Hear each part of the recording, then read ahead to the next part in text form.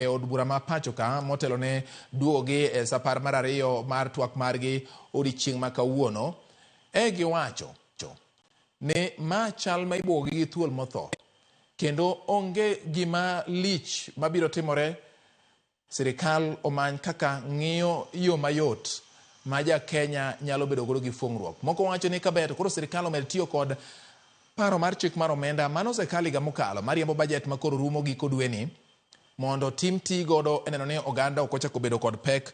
Moko kuom gigo ma ilieko gin weche mag medo chieng' di siling 7 kaka osuru mag weche mag apaya ne jogo ma ng'iewo modhi miluongo ni fuel kata road maintenance levy ma bende en achiel kuom mago ma ji osenyisa ng'ur ni samo kete to ibiro yudo ka nengo gik moko dhi malo nikech thoth mwandu ma itiyo godo e pacho ka itero e gwenge ma winjo bed ni tiye kodgi kata kuonde ma inyiewo gie kata kuonde ma iuso gie ka itiyo kod apaya. Koro giwacho ni poni omed osuru machal kama to nyalo medo nengo mwandu mathoth ahinya thurka. Penjo en ni sama apaya okethore bende sirikal to wacho ni gidwa ni mondo giyud omenda ma ginyalo loso godo apaya ahinya bang' koth nyicha ketho apeyni mathoth, koth mar El Nino mancho chwe e gwenge mopogore opogore pacho ka kendo kelo oula mane moko omuko olalo, moko kelo bugni mag nyabala taglo e apeyni ma opogore opogore pacho ka Nyakuramogi. Koro gin paro ma pod sirikal ni kod chung' mare gi gimomiyo odwa ni mondo mi okaw osuru. Jopiny bende wacho ni gin bende piny ohingogi kendo gijony. Moko kuom joma tindo ma bende wacho ni lai manomigi mag kuonde tudruok mag mbui ema ginyalo yude yuto margi. Giwacho ni koro kuondgi ochopo kama koro ing'ade nyaka osuru e weche mag gik ma iketo e yor mbui. Giwacho ni milome kata lendo ma itimo kokalo e yor mbui gin mago ma ikete osuru kendo giwacho ni ma en gima dhi thiro yuto margi kata obedo ni sirikal nosingo ni yuto mar joma tindo mathoth idhi tim kokalo e yor mbui. Omiyo gie kinde ni Nyakuramogi adwa ni mondo mi akaw yweyo ka waduogo to wabiro dhi achiel kachiel nyaka e od bura maduong' mar piny Kenya kama twak biro dhi nyime wi paro mar chik mar omenda mag 2024. Kata kamano gie kinde ni to adwa ni aweyi gi mbak ndalo mana machuok tu Nyakuramogi ka waduogo kar ka to koro en od bura achiel kachiel mondo koro iwinj kaka jo od bura medo twak ka gi wuoyo e wi wach mar paro mar chik mar omenda mag 2024. Kidwa ni ng'e adieri mar weche Nyakuramogi to mana ka Ramogi TV. Omiyo kamoro amora ma intie, nyinga en George Bati. Wanire kendo bang'e waweyi gi mbak ndalo mana bang' thuolo machuok kendo riti masani.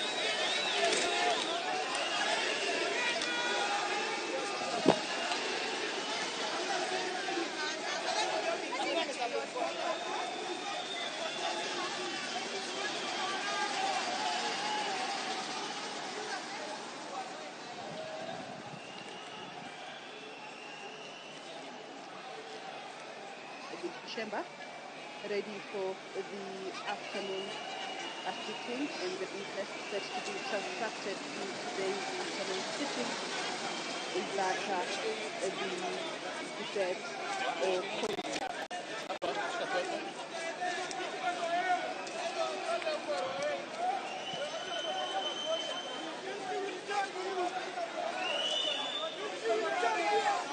unapigia nani?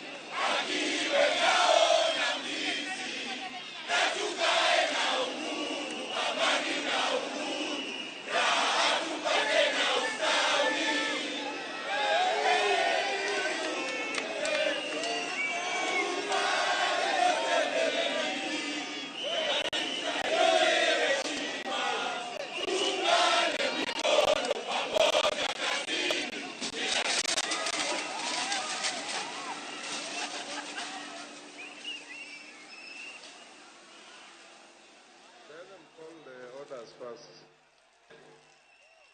Order number 1, administration of oath.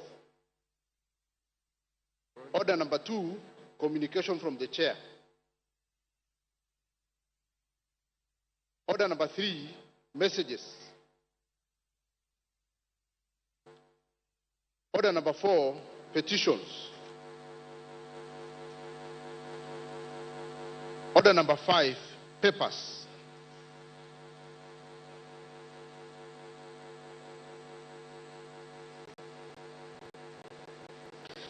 Order number 6, notices of motion. Order number 7, questions and statements. Yes, Honorable Minority Leader. Honorable Speaker, it is indeed with an extremely heavy heart that I have to address you.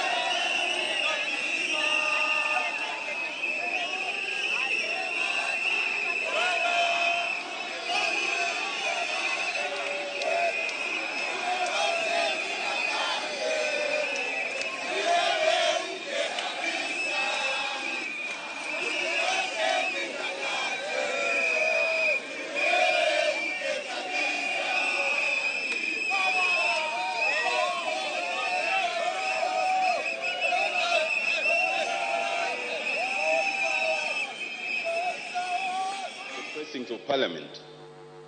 The precinct of Parliament is blocked from this side of Intercontinental. It is blocked from the other side of Protection House.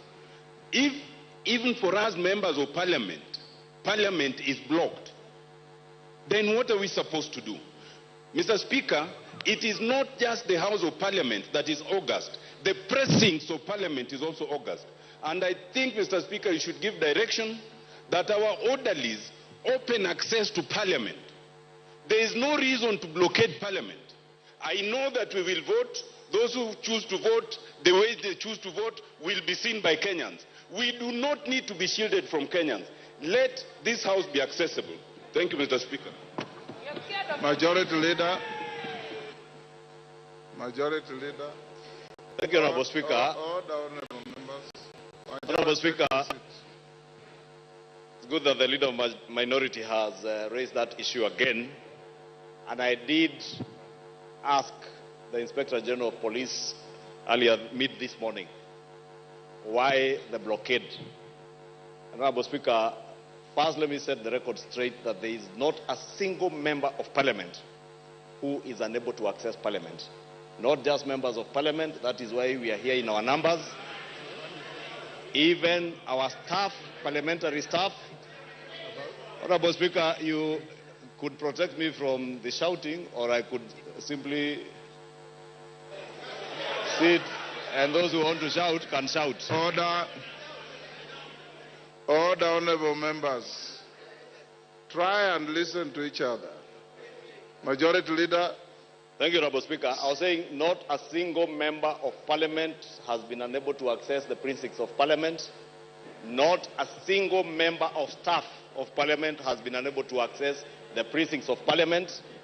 And the Inspector General of Police confirmed to me this morning that there were organized groups who had planned to take siege, or what Honorable Junet calls siege, take siege of Parliament, and criminal elements who also intended to use the ongoing peaceful demonstrations under the pretext of the peaceful demonstrations to access Parliament and cause harm to members of Parliament. Honorable Speaker, I said it is good the Leader of Minority has raised this issue, because at the end of the day, if any one of you or any of our staff members gets harmed in any way, we will point fingers at the same police officers whom we have bestowed the responsibility of ensuring our safety, Honorable Speaker.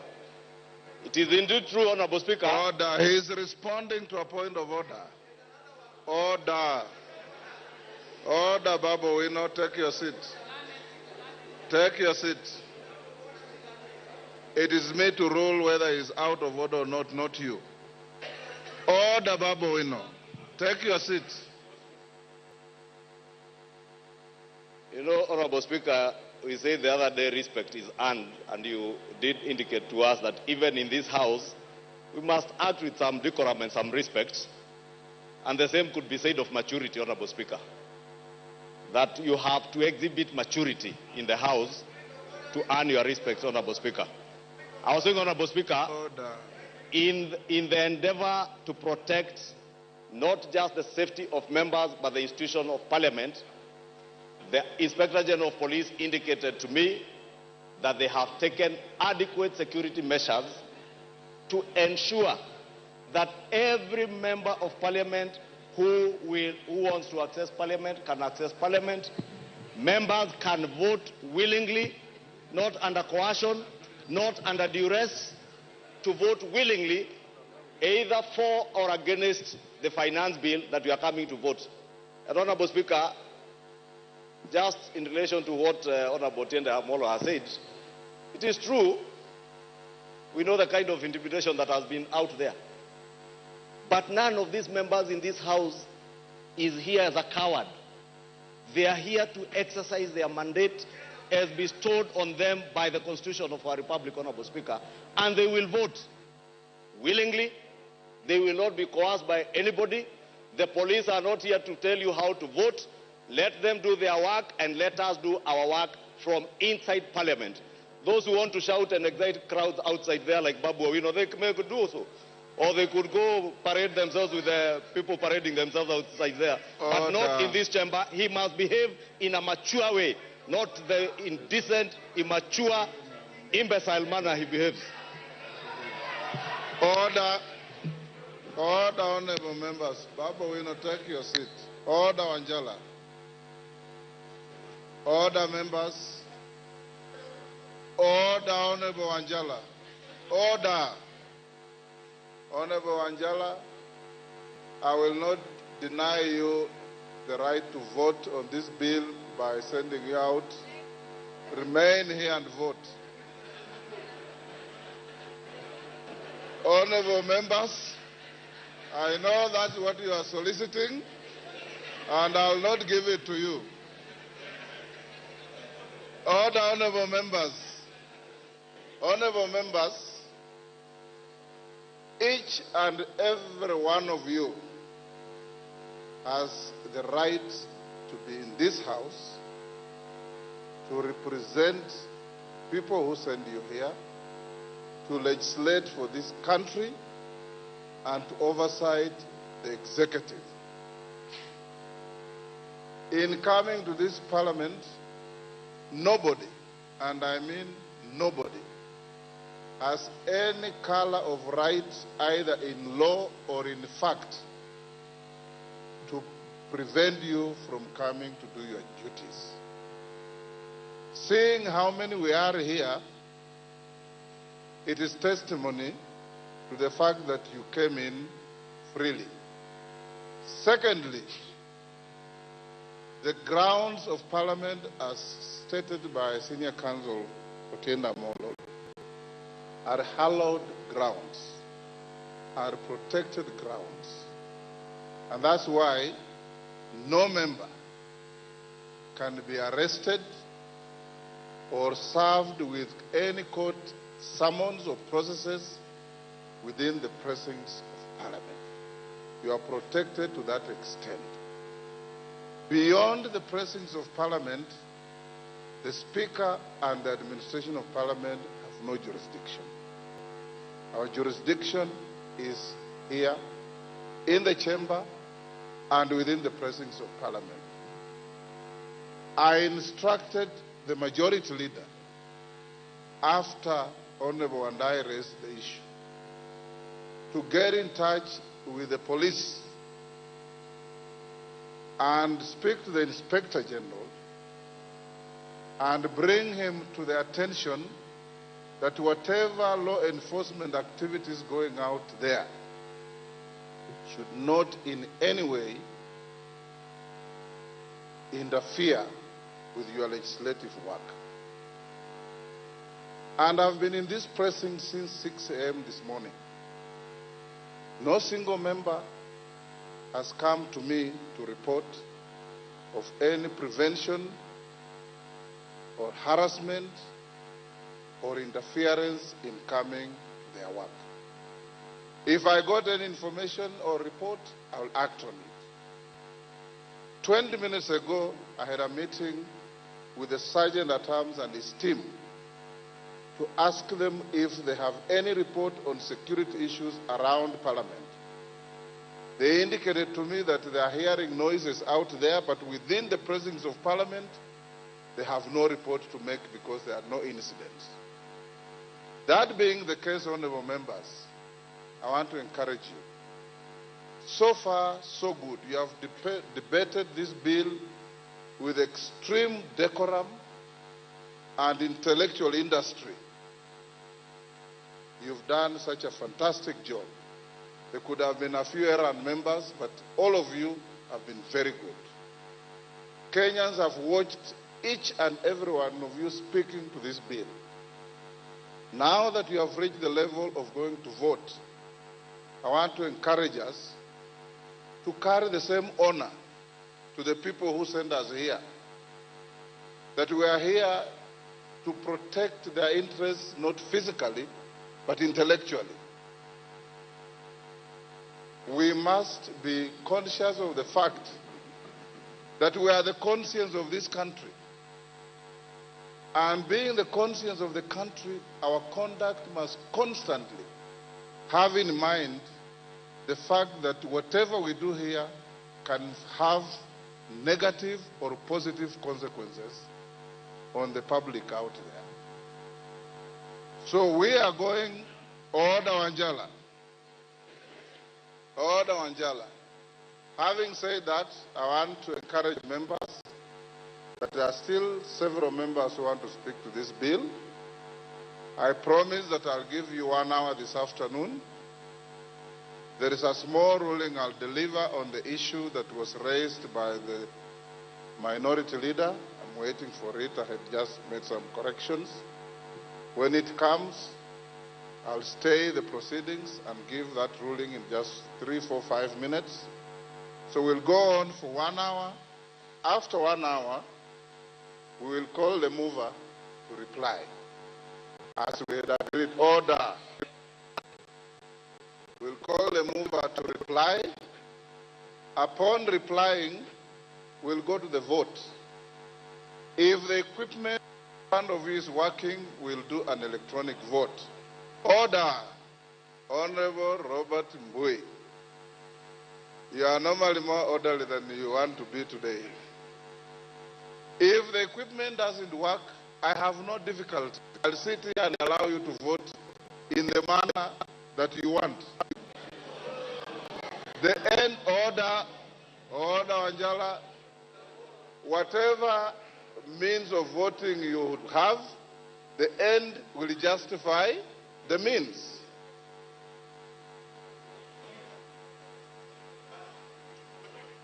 Yes, Junet.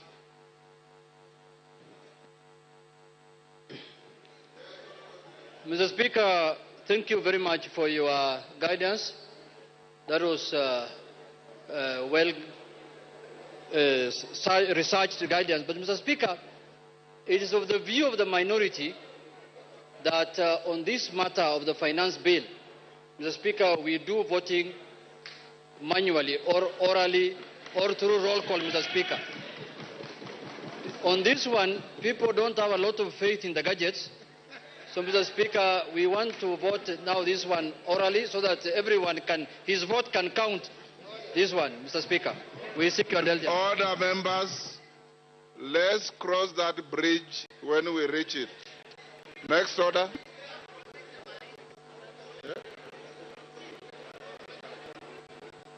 Honorable Oundo.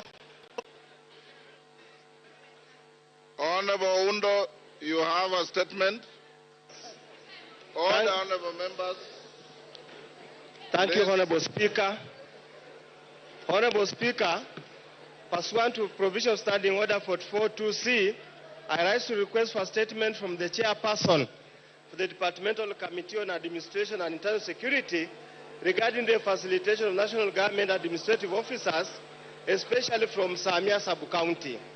Honorable Speaker, Section 8.2 of the National Government Administrative Act 2013 gives powers to the national government administrative officers to coordinate national government functions and the Constitution as the office of the President necessary for the effective and efficient coordination of national government functions.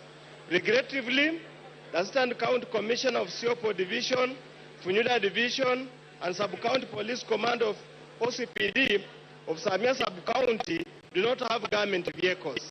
This is despite the fact that these senior officers are expected to facilitate execution of their mandate of ensuring peace and security in their respective jurisdictions 24 hours a day without fail.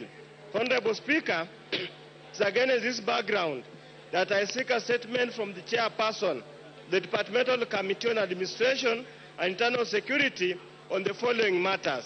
Number one, what are the criteria for and the status of distribution of government vehicles to the national government's administrative officers? Number two, what steps has the government taken to ensure that all national government administrative officers, particularly those in Funyula constituency, are facilitated with vehicles? Order, honorable members, order. And number three, can we listen to member for Funyula? Go on. And number three, when is the Ministry supplying vehicles to national government administrative officers, especially to Samia Sub-County? I thank you, Honorable Speaker. Thank you, Honorable Speaker. Thank you, Honorable Undo. Next statement, Joseph Namwar, Turkana Central. Joseph, go ahead.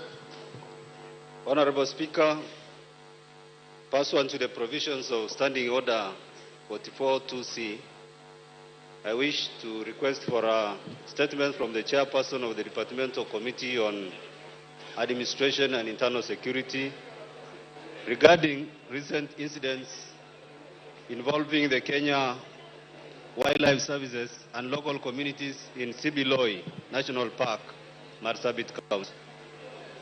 Honorable Speaker, on 12 June 2024, a tragic confrontation between KWS Rangers and suspected Merile poachers in Sibiloi National Park resulted in the unfortunate loss of lives of KWS Rangers. The following day, in an apparent act of retaliation, KWS Rangers pursued and possibly evicted villagers from Kotela village. Escalating the situation further, On 14th June 2024, at approximately 9:00 a.m., KWS personnel aboard a helicopter opened fire on a group of fishermen who were in an engine boat near the shores of Lake Turkana in Kanakwara village. During the ordeal, Mr. Daniel Esekon of ID number 24076166, who was one of the fishermen, was fatally shot, and the officers continued their indiscriminate firing at other fishermen despite pleas to cease fire. Honorable Speaker, these attacks have instilled widespread fear and panic among the residents of the area.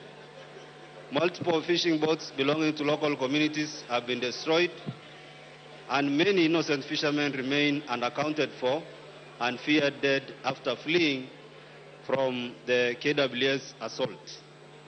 These continued attacks pose a great danger and threat to the lives of the residents. Honorable Speaker, it's against this background that I request for a statement from the chairperson of the Departmental Committee on Administration and Internal Security on the following. 1. Could the ministry provide a detailed account of these incidents, including detailing the circumstances that led to the excessive force by KWS Rangers against the residents? 2.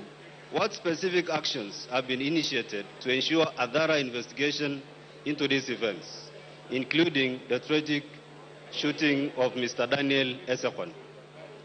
3. What measures has the ministry put in place to ensure that the family of Mr. Daniel Esekon is compensated for the tragic loss caused by the KWS? And 4. What steps are being taken to de-escalate tensions between KWS and local communities, including collaboration with the Ministry of Tourism and Wildlife to prevent such tragic incidents from recurring in the future? Thank you, Honorable Speaker. Thank you, Joseph. Is Tongo, you're here? Both Oundo's statement and that statement by Namwar are to your committee. You bring the response in 2 weeks. Okay, well... Protas well Akuja. Protas.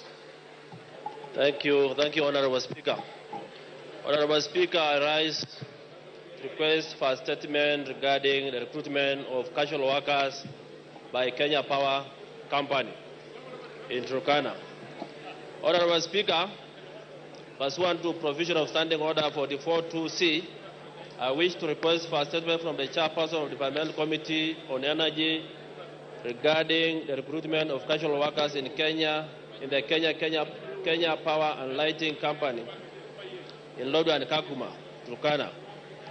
Honorable Speaker, the Kenya Power Company has been engaging casual workers to supplement its workforce.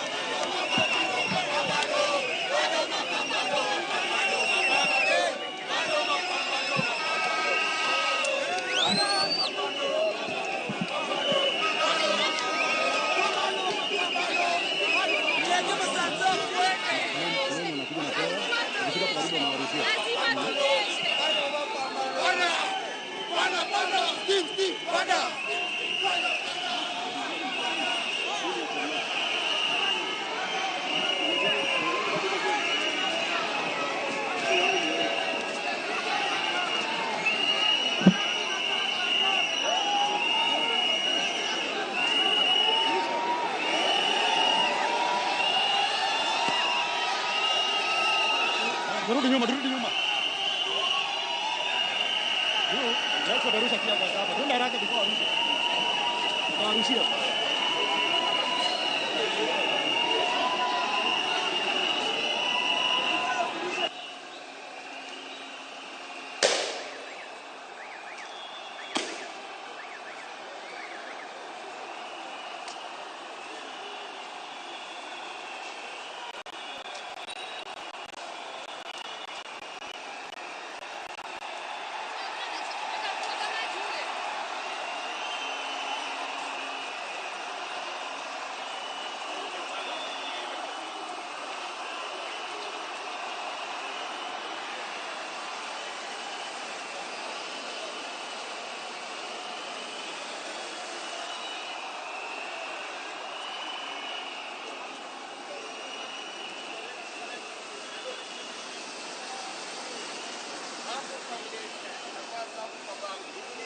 Sako kwa bako nao. Jiani.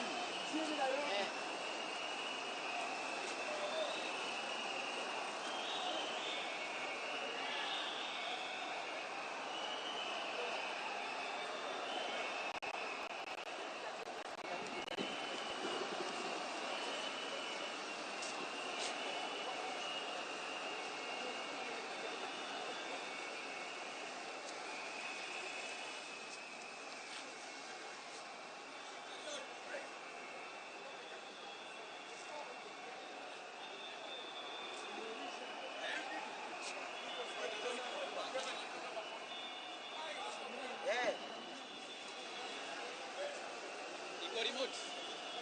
And under remote. Ndio hiyo. Nani? Basi huko.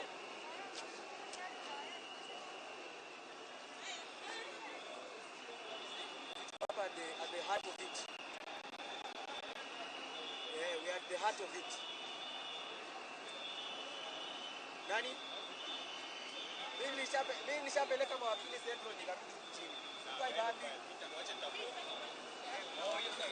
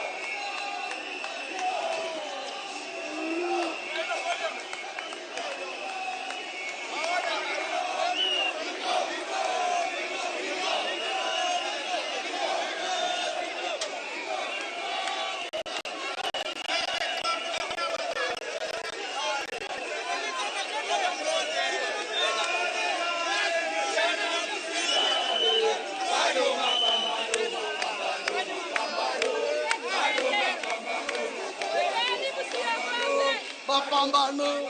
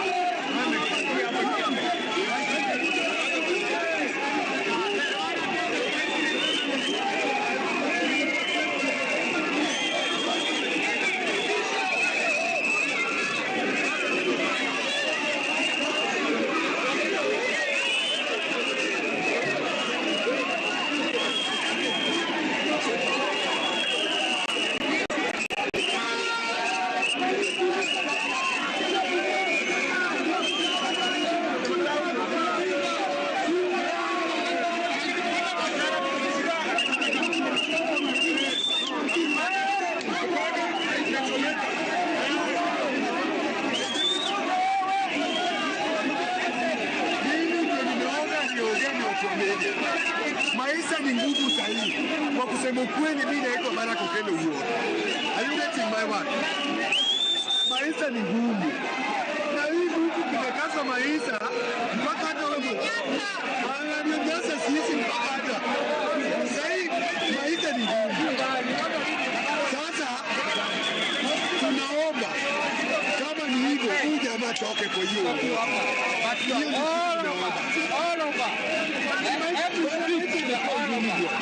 Kama mimi nilikuwa nalipa nyumba 8,000 siwezi lipa very good to citizen idea. Very good. This is not the one you see. Yes. Mtu amekaza maisha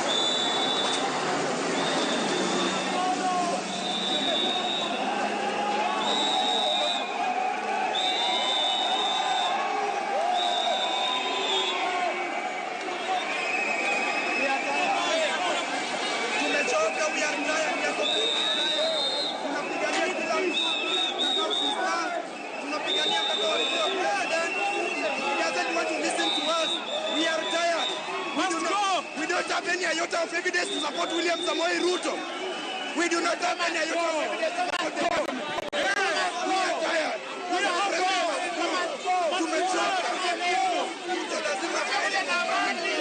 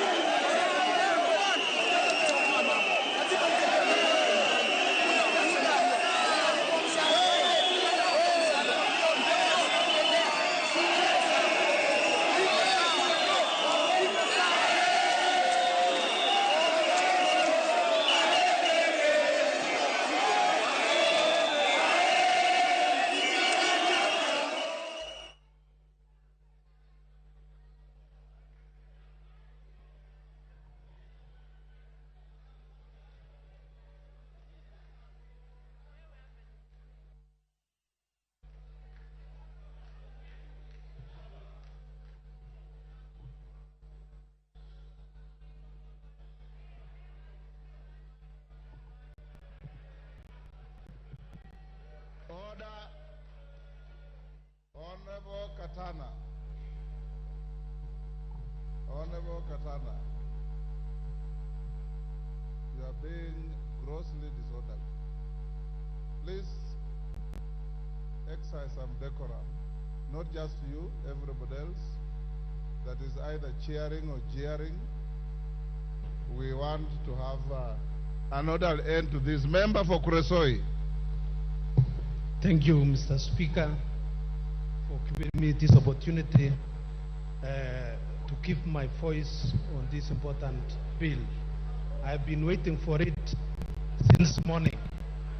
From the onset, Mr. Speaker, I want to say that I support the bill 2024-2025.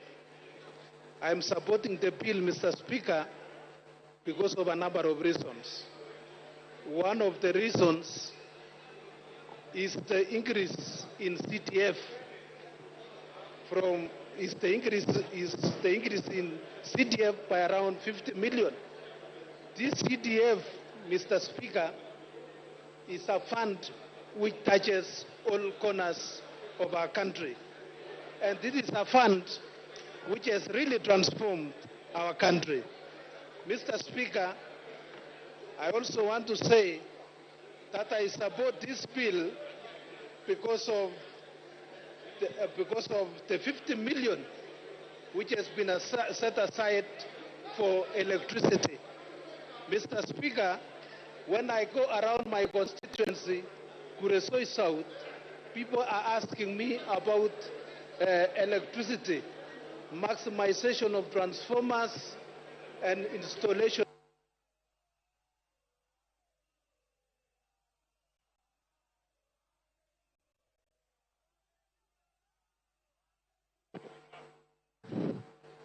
Ruth Odinga.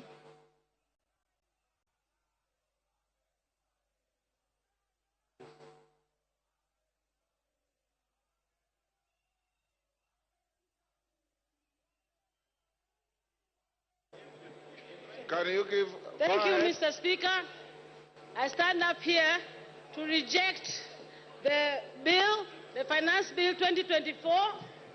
And mine is very simple. This finance bill is actually an IMF-driven finance bill. One of the tenets of the IMF is to see countries that they come into to stop subsidies, also to promote privatization, but the worst is for these countries to have oppression. That is the oppression of the people. And what you're seeing out here right now on the Gen Z is not only because of the fact that there's the state oppressing them, but IMF is playing a very big role in that is happening. And my good people, let me tell you, Gen Z is out, and I'm very happy. The only thing that I really agree with this finance bill is for the Gen Z to say that Baba should be left out of this mandamano. Thank you. Roku. Thank you, Mr. Speaker. Thank you, Mr. Speaker. The people of Beira North, Mr. Speaker, 684 villages, they don't have a power connection. 684 villages, if you multiply that by 100 households per village, you realize it's quite a number of thousands of households in my constituency which don't have power. This bill, this budget, Mr. Speaker, it promises the people of Beira North that we will be connected with power. We have young people who have been employed as interns. This bill, this budget, it confirms the teachers, the young JSS teachers who have been employed as interns. And also, it promises further 20,000 young teachers also to be employed as interns, Mr. Speaker. Some of them will be coming from Beira North, where the people who sent me here, Mr. Speaker. And it's for this reason, Mr. Speaker, that I support this finance bill, Mr. Speaker, among other many reasons, such as Time up. Esther Passaris.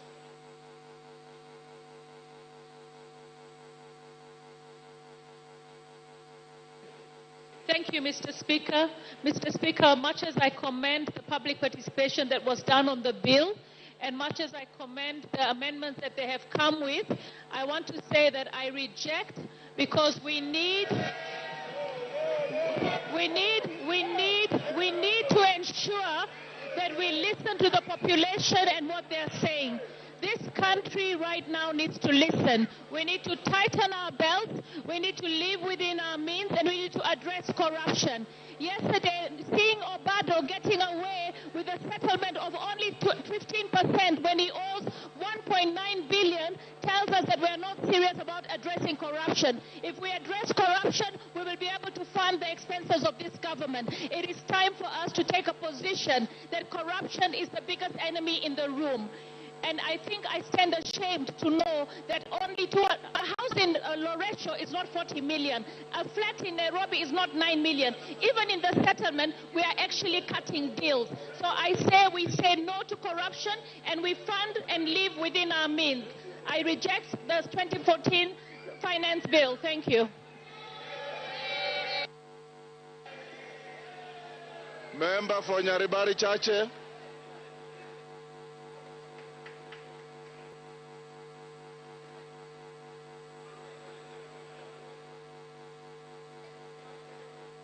Give him the mic. Thank you, Honorable Speaker. Honorable Speaker, a time has come as a godly nation to make decisions that will impact positively on the lives of the 55 million plus Kenyans. Today, Honorable Speaker, I stand here to vote and support the Finance Bill 2024 so that the people of Nyaribari Chache and the people of Kenya can get infrastructural projects, electricity, water, and much more. Honorable Speaker, I want to urge the Generation Z to relax, as Kenya Kwanza government means well, and they will be the greatest beneficiaries of the proposed amendments. Honorable Speaker, the Generation Z are young Democrats trying to exercise their constitutional rights to picket and assemble. I am urging the Inspector General of Police, Honorable Speaker, to treat them humanly and provide them with maximum security. Honorable Speaker, the Finance Bill 2024 proposes an export and investment promotion levy with the goal of encouraging consumers to purchase locally produced alternatives, thereby supporting domestic manufacturers. Caleb Luyali.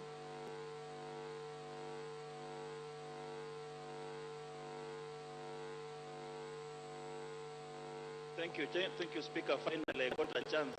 Mr. Speaker, I use only 1 minute to say we reject this finance bill, reject the report of the committee on the finance bill.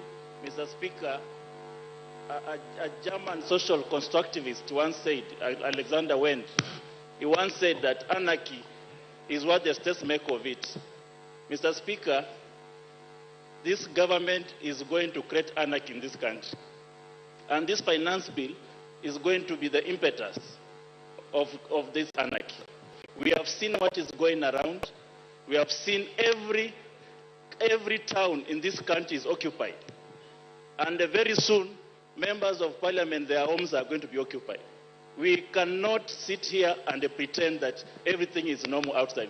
Mr. Speaker, I want to urge my colleagues on the other side, you have a few minutes to change your mind. We must reject this finance bill.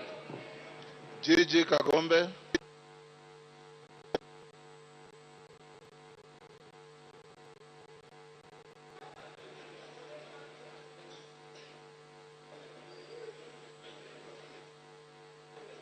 Give him the mic.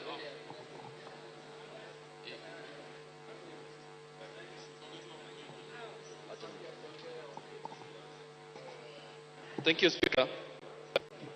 I stand to support this Finance Bill 2024 because, Mr. Speaker, we have a responsibility as a House to create employment for the people who are out there demonstrating. Mr. Speaker, we also have a responsibility to make sure that we give the right information to the young people of this nation. In as much as they elected us and we listen to them during public participations, we also have a responsibility to tell them the truth. Mr. Speaker, for the people who are lying in Gatondo Hospital and for the doctors who are going to treat them, I vote yes. Mr. Speaker, for the tea farmers who are in Gatondo now and other places, I vote yes. For the JSS teachers, I vote yes. For those people who are guarding us as the police officers, I vote yes. For the members of KDF who need to be paid salaries, I vote yes.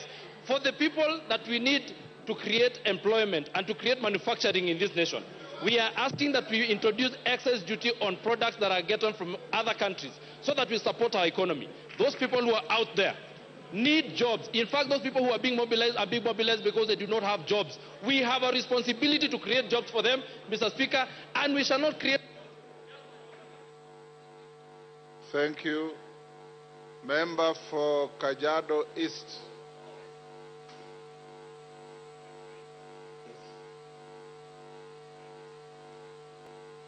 Mai. Give him the mic.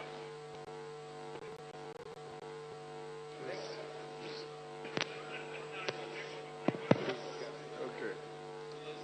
Mai, use the next mic. Thank you, Mr. Speaker, for giving me the chance to contribute on behalf of the people of Kajiado East constituency. I rise to oppose the finance bill for 2024 because the bill has excessive taxes on common wananchi. Mr. Speaker, as you can see, our economy has not improved, and we have about 16% of our population living below poverty line. And the reason is because of bad economy as well as corruption in this country. By taxing them more, I feel like it's putting a burden on wananchi, which we should be doing more to help them than hurting them. Mr. Speaker, when you also look at the fuel levy of 9 shillings, that is another burden to wananchi. I can imagine my people commuting between Kitengela and Nairobi and back and forth paying more for transport because of the increase of the fuel levy. So, Mr. Speaker, I stand to oppose the bill because it is not friendly to common wananchi. Thank you, Mr. Speaker. Moses Kirima.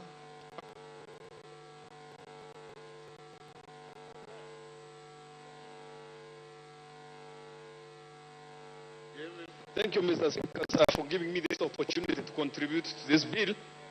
Mine is that by the time when this bill came originally, it was too bad and it was punitive to the people. And my people had instructed me that if it was to be as it was, I was meant to oppose it.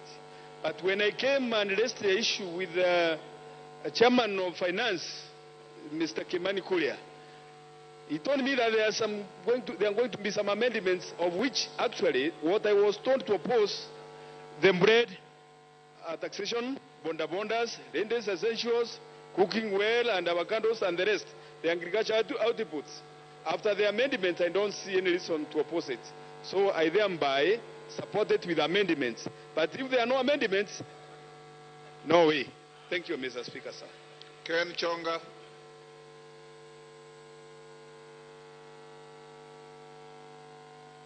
Thank you, Speaker. From the outset, Mr. Speaker, I stand to oppose this bill. Mr. Speaker, by the mere fact that the drafters of this bill were thinking of taxing bread, milk, rubber, it means that they've never had a good intention for the Kenyans. This bill is obnoxious, is diabolical, this bill is pungent and shocking to the lives of Kenyans. Mr. Speaker, I was surprised yesterday, the majority leader here said that life has gone down, that the packet of maize flour right now is trading at 100 shillings. In which supermarket can we go and find the one packet? Not unless he has a supermarket that he can direct Kenyans to buy from. Finally, Mr. Speaker, by mere fact of adding 9 shillings to petroleum products, it is implying, therefore, the entire economy is falling down. Everything in the economy depends on fuel, and for as long as we have the price of fuel, everything is going to spiral up. Mr. Speaker, I stand to oppose this bill. Thank you. Janet Setienei, member for Turbo. Thank you, Honorable Speaker, and I stand to support this financial bill 2024, Honorable Speaker, with amendments. Honorable Speaker, I support this proposed bill as one of the revenue-raising measure with proposed amendments because it's going to give Kenyans an opportunity to receive their due development. They are going to get electricity, the schools infrastructure, bursary. Farmers are going to get subsidy, increased milk prices, The sugarcane farmers are going to get their pending arrears. School-going children are going to be fed. Elderly people are going to get cash transfers. Honorable Speaker, this bill is has also listened to proposals that are going to reduce what the Wananchi were worried about. The VAT on sugarcane transportation, the removal of 16% on bread, removal of exercise duty on... Protect me, Honorable Speaker. This bill proposals are going to see that VAT is removed on bread. There is exercise duty removed on money transfer. There is also VAT removed on sugar. Yes.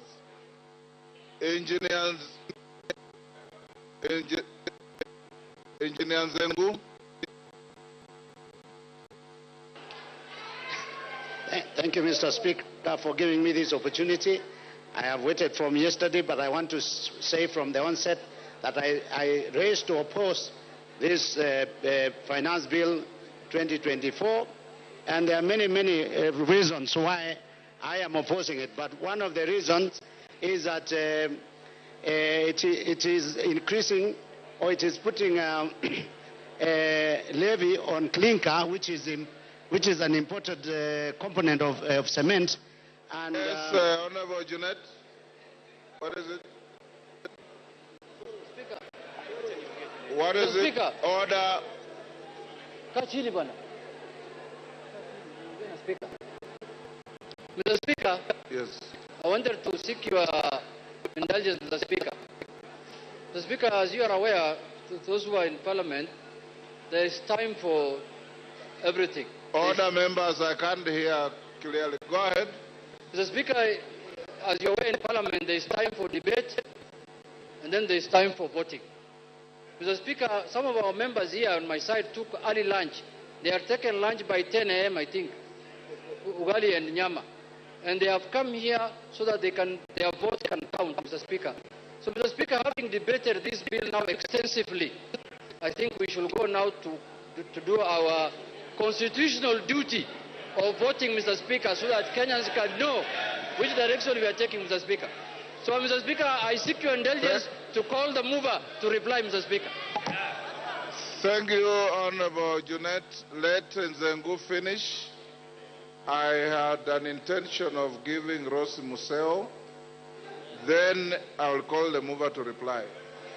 Thank you, Mr. Speaker. Mr. Speaker, from the Finance Bill 2023, it is reported that the road maintenance levy was not collected enough because of increment in the price of the petroleum product.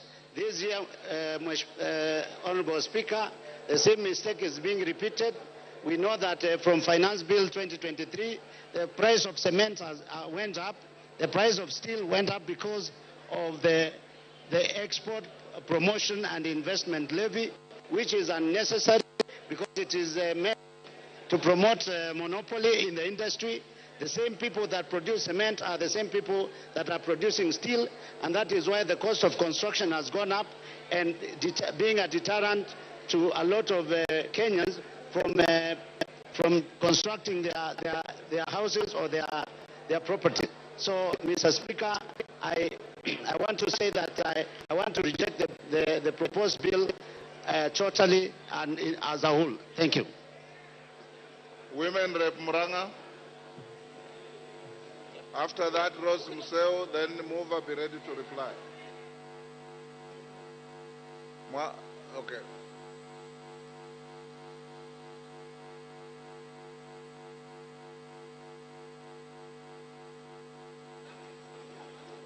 Thank you, Mr. Speaker, for giving me this opportunity.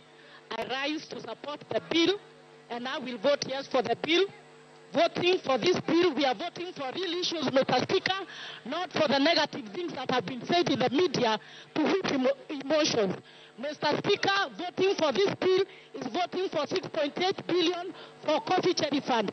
Mr. Speaker, voting for this bill is voting for 46,000 JSS teachers to be who are in internship to be put in the payroll to be employed. Mr. Speaker, we are here to tell our brothers from the opposition that we don't need to whip emotions, and we know who are the sponsors of the ongoing Mandamano, and we revisit after the bill. Thank you, Mr. Speaker.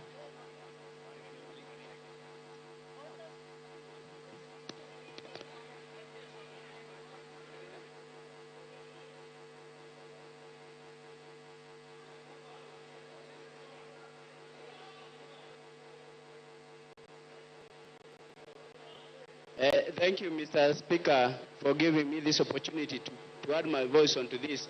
And I start by saying that I reject this finance bill 2024-2025. And Mr. Speaker, you can see from what is happening in the streets of my constituency, the picketing and the protesting the people are doing on my constituency, because this bill is not undergo due public participation. And that is why I'm saying if they listen to the people in the first place, they should listen again and they take the bill back to the people. We reject it and we ask for it to be withdrawn, be taken to the people, because the people are the taxpayers. They are the people we are subjecting to these taxes. They should be heard. And then, Mr. Speaker, I would like to ask the government side not to pretend that they are doing Kenyans favors by introducing these amendments. Actually, these amendments were not there in the Finance Bill 2023. It is not a favor you are doing the people of Kenya, and we are asking the people in the government to listen to the common mwananchi. I've done so, and that's why I reject this bill. I've also listened to my side of the divide of the government, which is the Azimio coalition, with the most professors who can never be wrong on this finance bill. And that is why I reject this finance bill. Thank you, Mr. Speaker. Asante. Asante Bwana Spika kwa nafasi hiyo umenipatia. Mimi natoa sauti yangu kupinga mswada huo wa fedha wa mwaka 2024 na 25. Kwa sababu watu wa Makueni wameniambia kabisa mswada huo hawezi kukubali jinsi ulivyo, na nasema hivi ya kwamba Wakenya wametoka katika janga la corona ambalo limeweza kufanya wengi waliishiwa na biashara zao, wengine hawako kazini, na maisha ya Wakenya yamekuwa katika hali ya juu sana, na serikali haijafanya mikakati maalum ya kuweza kuboresha maisha ya wananchi wa Kenya. Tungekuwa katika nyumba hii tukiongea jinsi ambavyo tunaweza kuwasaidia Wakenya waboreshe maisha yao. Nasema hivi ya kwamba kupata pesa ambazo ni za kuweza kusaidia serikali kuendelesha mambo yao, kuna njia nyingi. Kizungu kingi ambacho kimezungumzwa na mwenyekiti wa bajeti, naomba watumie, kwa maana watumie mbinu hizo, wakae chini kama kamati na kuangalia ni jinsi gani wanaweza kuleta fedha bila kumuumiza mwananchi wa kawaida. Tukiangalia mambo ya soda ambayo yamezungumziwa sana, niseme ya kwamba naomba kabisa jinsi nchi zingine zinapeana soda bure,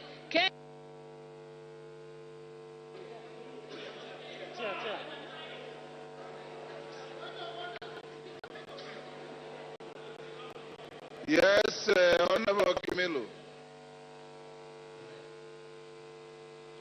Honorable Kimilu. Speaker, is it in order for you to deny me a chance to reject this finance bill? Because I've been here since just a day, and you not give me any chance, but I reject this bill, Mr. Speaker.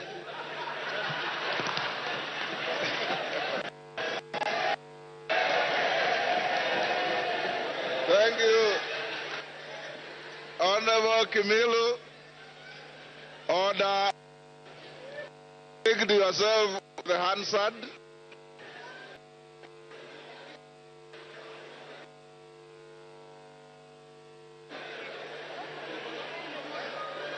Yeah. Korea Kimani.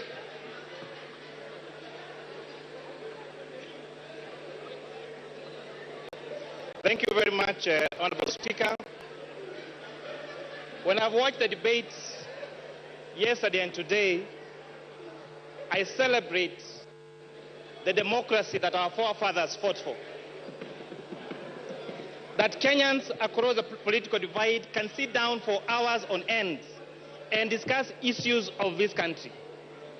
And as it has been said, the conversation on our country is no longer about our communities, it is about of how to grow our economy and our country. When we have differed on the how, not on the what we need to do as a country in order to become a growing economy.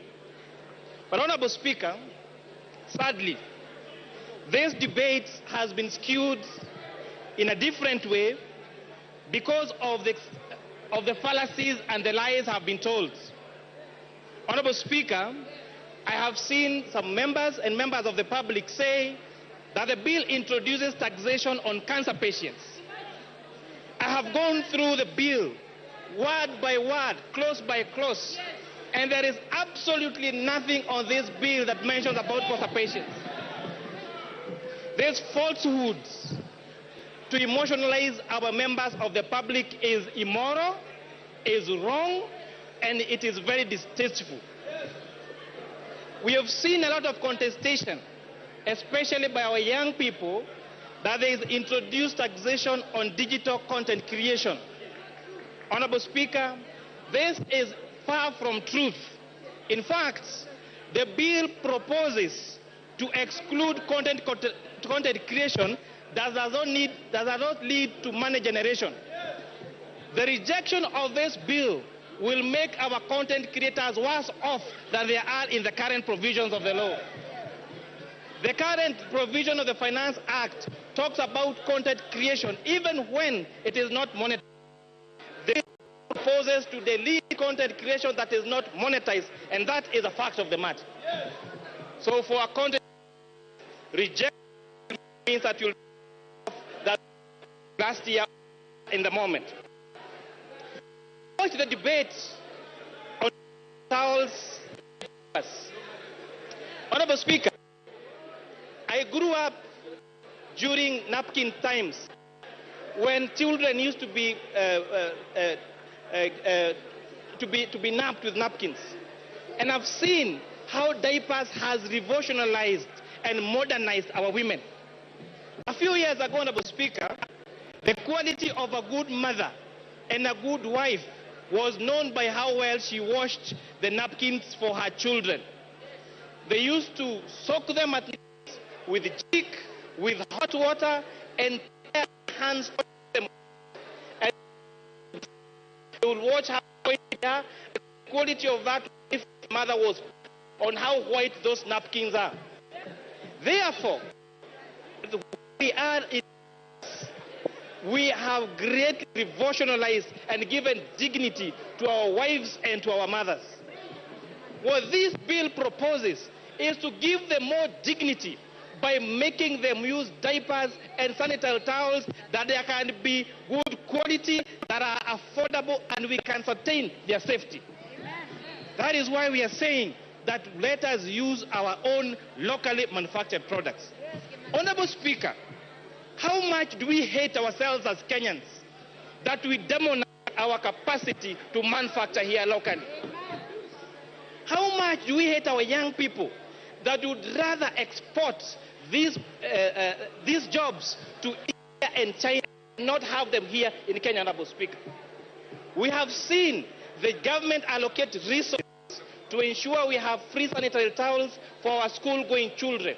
How much do we hate us that do we hate ourselves that we want this money to go to India and China and not to our locally manufactured, and not to our local manufacturers here in Kenya, Honorable Speaker? Arguments came last year. And Honorable Speaker, this House made two, just to emphasize, two difficult decisions. One of them was imposing import duty and excise duty on imported furniture. As we speak, Honorable Speaker, that tax and policy measure has seen the furniture being used in this country, being locally manufactured and creating jobs for young people. If you go to the big furniture shops, like tiles and carpets and the others, they have all started local assembly and local manufacture of furniture. And therefore, the furniture that we are using, courtesy of the Finance Act of 2023, is what is made by law, Speaker. Last year, we zero-rated local assembly of mobile phones. As a result, we are producing 400,000 phones every day for the external market. Therefore, Honorable Speaker, it means and demonstrates that giving tax incentives to manufacturers leads to the growth of local manufacturing and continues with the mantle of Buy Kenya, Build Kenya. Honorable Speaker, this bill proposes to exempt pensions payment, to increase pension payments to be tax exempt for salaried people from 20,000 to 30,000. Rejection of this bill, Honorable Speaker, would mean that these pension contributions to take care of us when we get old is going to be tax exempt, and therefore Kenyans will be worse off if this bill is rejected, if the amendments as proposed in the bill.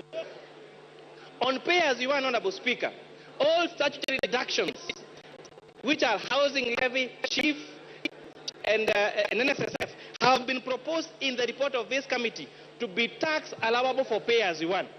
Rejection of this bill as amended by this committee would mean that our salaried Kenyans will have less disposable income to take home if this bill as amended is going to be rejected. Honorable Speaker, on the ease of doing business, if you have sales that are that are above 5 million shillings, you are subject to VAT registration. This bill and the report of this committee recommends increasing this from 5 million to 8 million shillings. Therefore, rejection of this bill will, as amended by the committee will make it more difficult for our businesses. Honorable Speaker, you heard the complaints on eating systems last year for our avocado farmers and for the young traders. This bill, as proposed with the proposed amendment by the committee, is exempting subsistence farmers and SMEs with a turnover of less than 1 million shillings from... Yes, order. Jared Okello, what is the point of order? And under what standing order are you raising?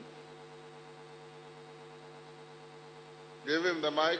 I thank you very much, Honorable Speaker. I rise on a point of order number 91.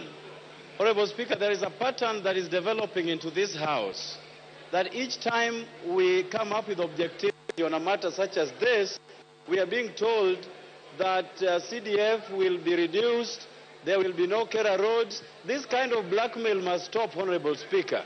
We must always What is out engage. of order? What is out of order is what the chair of the Finance Committee is telling us, Honorable Speaker, that it will reduce even issues of this House, Honorable Speaker. But I also reject this bill in total in line with Nyando. Order, Jared. That is called rigging. Finish up, Kimani. Thank you, Honorable Speaker. So saying that, Honorable Speaker, this bill, the challenges that have had on ITIMS and the complaints by our farmers and our SMEs has made this committee recommend the removal of the requirement of registration for ITIMS for farmers and has advocated for what we call reverse invoicing and the reduction of this of the threshold for registration to those with a turnover of 1 million shillings. Honorable Speaker, this is going to lead to a more ease of doing business, Honorable Speaker. On the matter of internet and all this space around internet, Honorable Speaker, this bill proposes to increase investment deductions for fiber, for identifiable rights to the fiber optic cable and spectrum license by a telecommunication operator by 10%. This is going to enhance availability and the rollout of fiber optic and internet connectivity to the whole country, Honorable Speaker. Lastly, I know the generation behind us is used, their quickest mode of communication is platforms like TikTok and Instagram.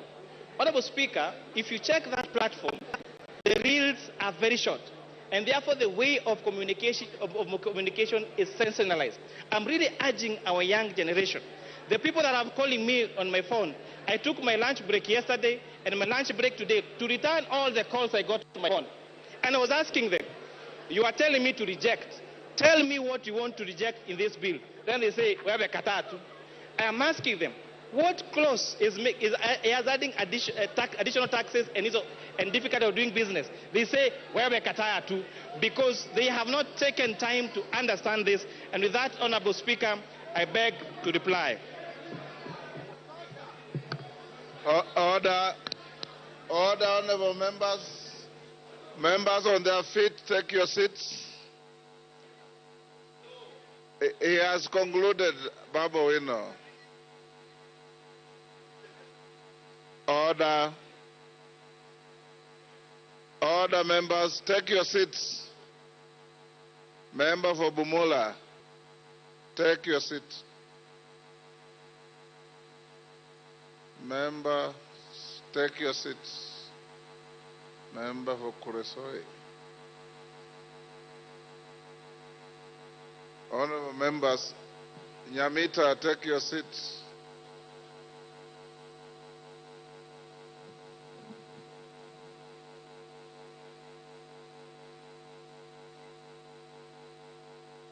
Honorable Nyamita, you can't be strolling around the house when you are being told to take your seat.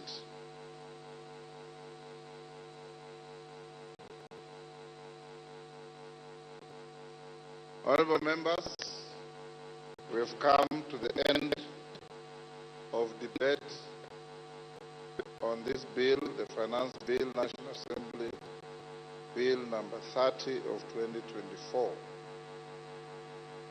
Before I put the question, I want to direct the House as follows. My question will not attract a voice vote.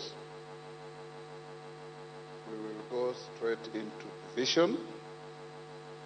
I had directed the House yesterday, and I repeated this morning, that in the interest of proper time management, the voting will be electronic. Order. Order. Order. Order. Honorable Kajwang. Honorable Kajwang, you are my junior but a senior lawyer, and I expect a lot more from you. Honorable members, the Speaker can read the mood in the House. I don't want to give anybody an excuse to go and play to the gallery. Whether you vote electronically or you vote manually, the result is the same. Order. Order. Order. I have consulted with your leaders.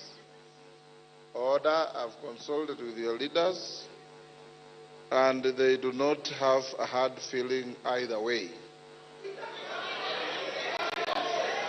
Order. Order. Order. Order. Consequently, I'll put the question. I'll direct thereafter the division bell to be rung for 5 minutes. The whips, if your members are still loitering out there, you have 5 minutes to get them into the House. Within the 5 minutes, the whips on either side bring your two tellers, and we will then close the bar and go into manual voting.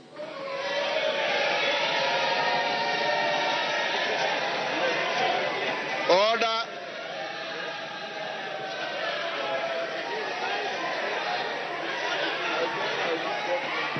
Order. Order, honorable members. Order. Order. I now put the question. I'll now put the question, which is that the Finance Bill, National Assembly Bill number 30 of 2024, be now read a second time. As many as of that opinion say aye. As many as of the contrary opinion say nay.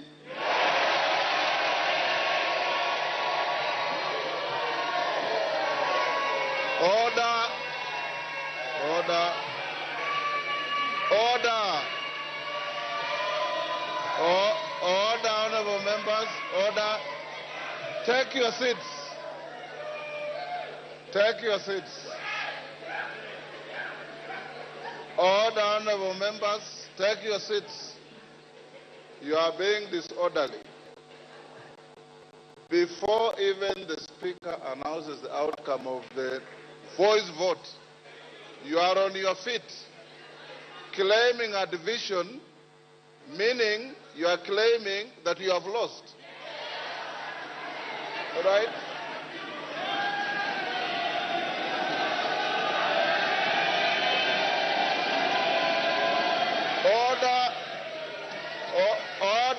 Order, Millie Odhiambo.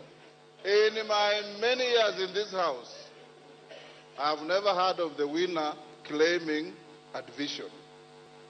It's only the losing side that claims a division. So why are you demonstrating this? I put the question again. Order.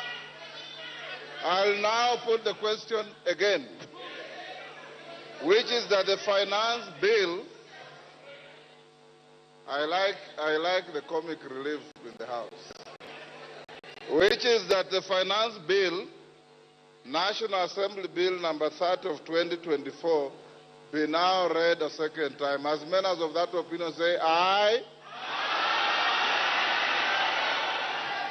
Will those of the contrary opinion say nay?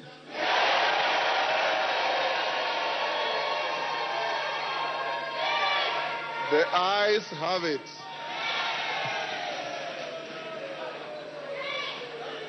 Order. Take your seats. Take your seats. Take your seats. Order, honorable members. Order. Take your seats.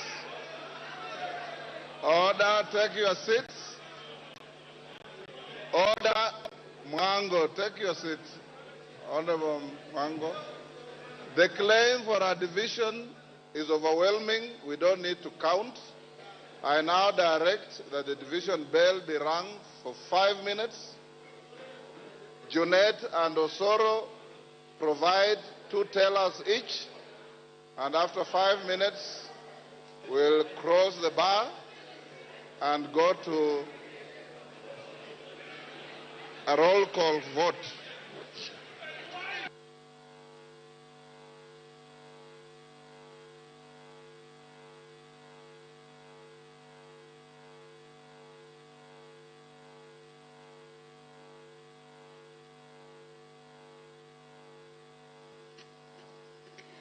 Well, as directed by the Speaker of the National Assembly, Honorable Dr. Moses Wetangula, is that the division bell be rung.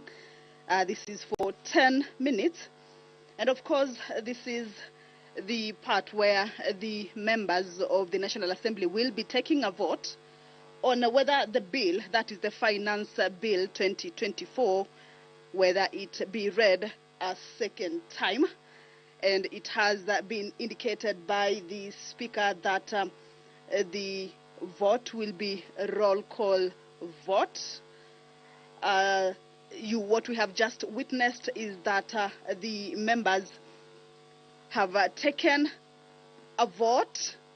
That is when the Speaker indicated that those who are of that opinion that the bill be read a second time say yes, and those who are not of that opinion say no. And it was realized that the ayes had it, but of course there was a claim for division, and that is what has necessitated this particular division. By roll call means that the members will be called by name to give their opinion on the opposition on whether that particular bill be read a second time.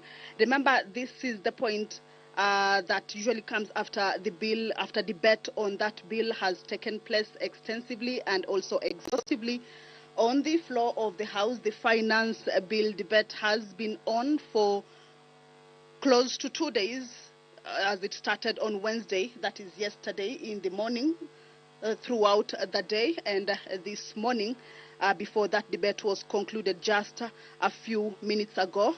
And the next stage is for the bill to be read a second time for it to be able to proceed to the next stage. That is for consideration of the amendments at the committee of the whole House stage.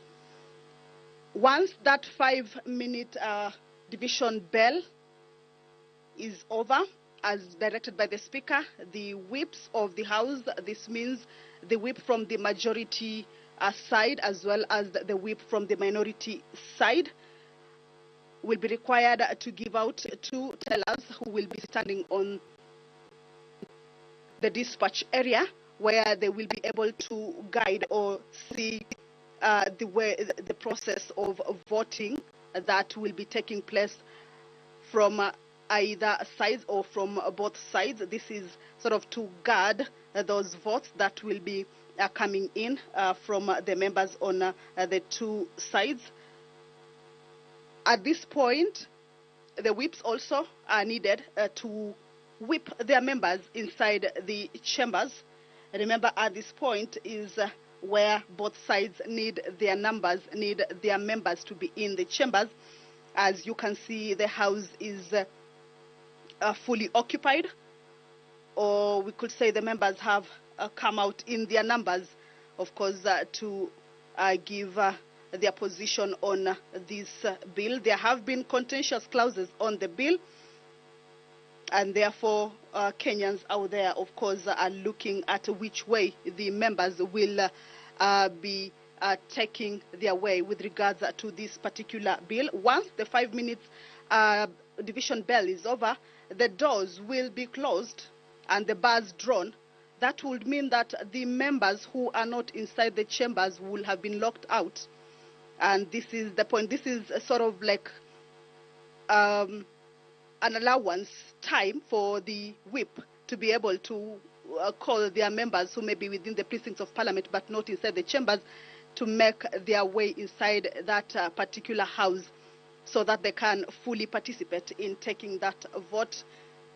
Remember, the side of the opposition have been keen, saying that they will be opposing this bill in its totality or its entirety, while the members from the ruling party have hailed the bill, especially with regards to the amendments that the committee on departmental committee on finance and national planning have brought forth following the public participation. So members from the ruling party have supported those amendments, saying it gives the bill a new look or a new face, if you may call it that way, that the issues or the contentious clauses that members of the public were against or that had caused an uproar from the members of the public have been addressed, and thereby what remains then it is good for the public. But the other side has maintained that it will be opposing that bill. So the purpose of this particular stage is to give room for the bill to proceed to the next stage. Debate has been concluded, and the bill will need to proceed to the next stage. If it is voted that it be read a second time, that means it will be able to proceed to the Committee of the Whole House. Committee of the Whole House is where amendments are considered, and you will recall that the Speaker, since the debate began, had indicated to the members that whoever may be having amendments to the bill, that they forward those amendments so that they can be considered at the Committee of the Whole House stage. So that is the division bell underway. It is a 5-minute division bell just for the members to be able to interact more with, the contents of the bill, or even just ventilate on which way they will be taking the vote, because once they come back, then their voice will be heard on whether the bill proceeds to the next stage or not. Remember, these are two sides, and it will be a roll call vote. Pursuant to Standing Order number 72, Standing Order number 69, which is on voting in the House, and Standing Order 72 specifies the mode of voting, that is the roll call of voting, which is what will be taking place this afternoon. Each member will be called out by their name to declare their position on this particular stage where the bill is at. And once that is complete, then the results will be on. Of course, we'll be giving you the screen on the results as it continues on the floor of the House. Two tailors from the two sides will be at the dispatch point. That is where they will be taking a keen look at how the voting is taking place from both sides. Voting that will be done by members from their side.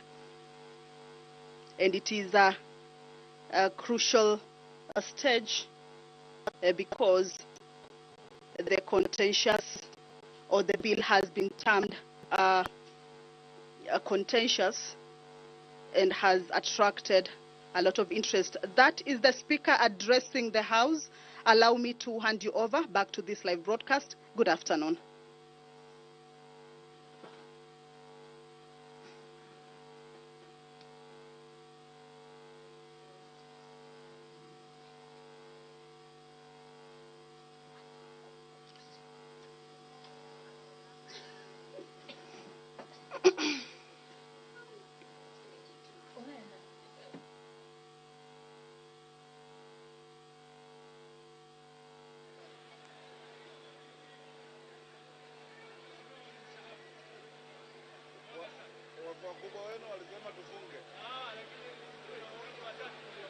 Oh, sorry. Sits.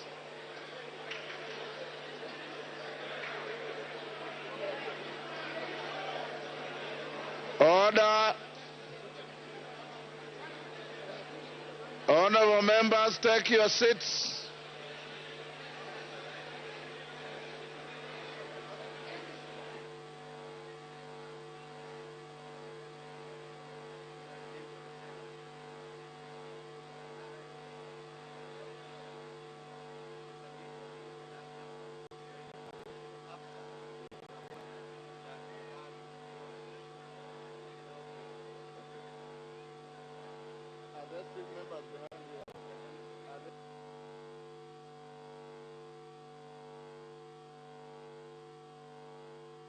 Members, order.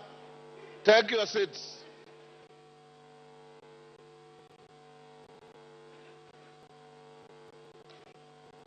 Honorable members, take your seats.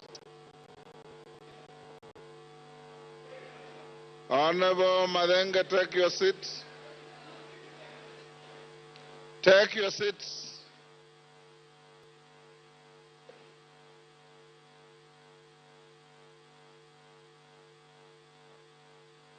Honorable members, take your seats. I now order that the bars be drawn.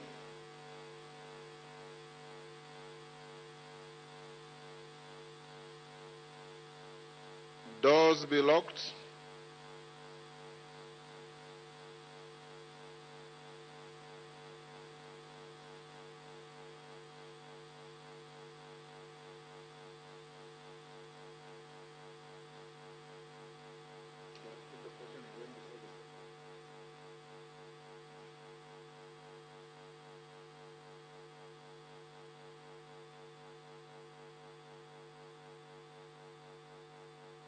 Honorable members, take your seats. Honorable members,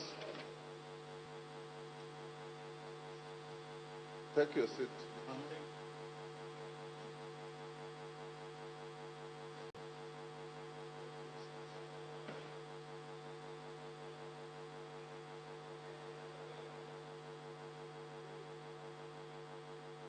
Indicate, take your seat.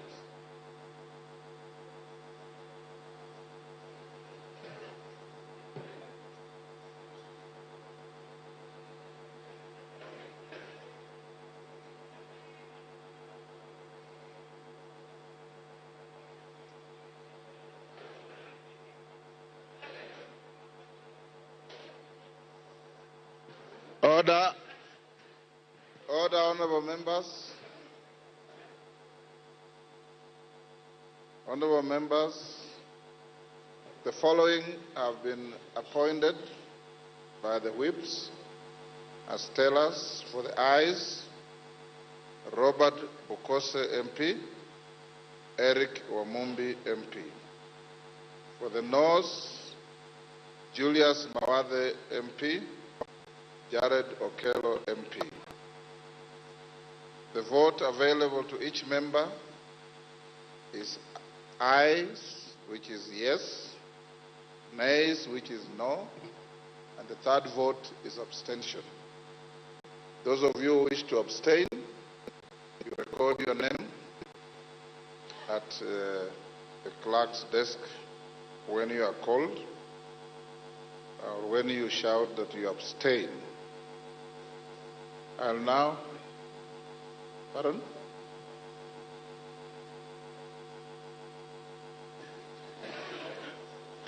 Order, Didymus.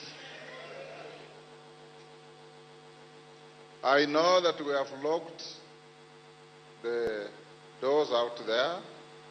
In case of extreme pressure for any member to go to the washrooms behind the Speaker's chair are still available. But I'm not encouraging a queue towards those facilities, because under your standing orders, when a vote is being taken, no member is allowed to walk around.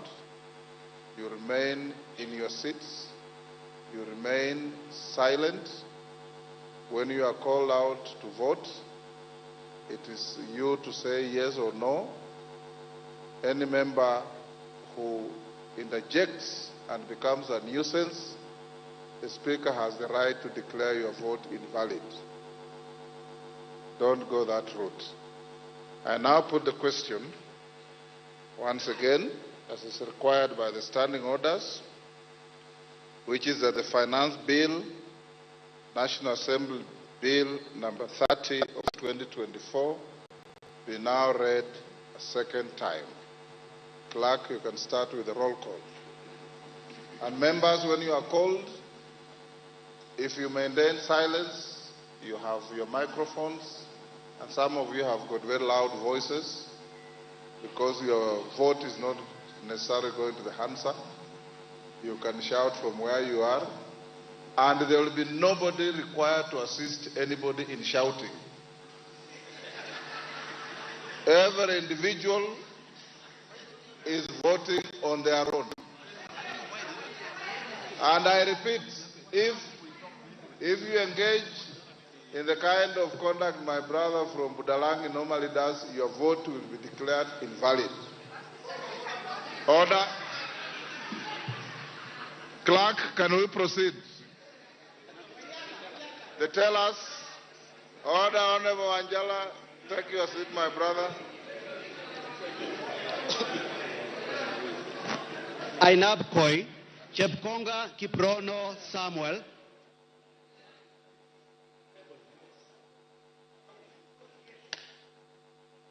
Aina Moi Langat Benjamin Kipkrui. Aldai Kitani Marian Jebet. Alego Usonga Atandi Samuel Onunga. Awendo Owino John Walter.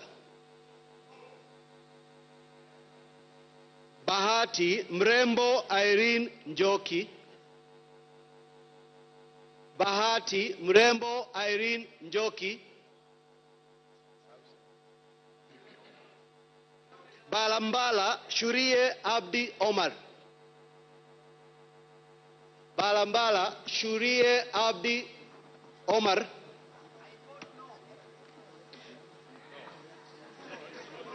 Baringo County. Order.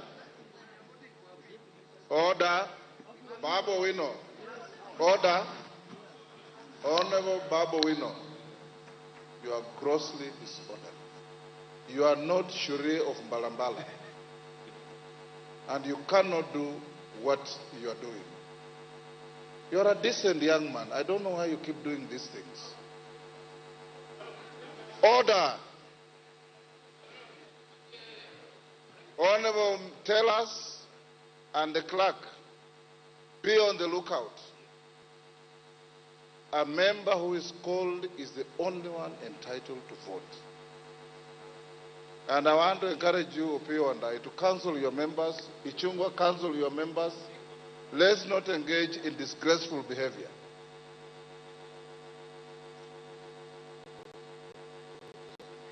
Baringo County.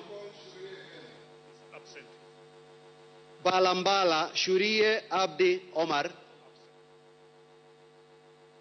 Baringo County, Sergon Florence Jematia. Baringo Central, Kandie Joshua Kipiegon. I vote yes. Baringo North, Kipkoros Joseph Maglap. Baringo South, Kamuren Charles. Belgut, Koech Nelson.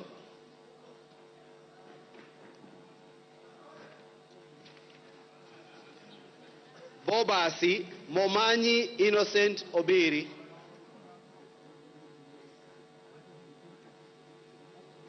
Bamachoge Borabu, Barongo Nolfason Obadia.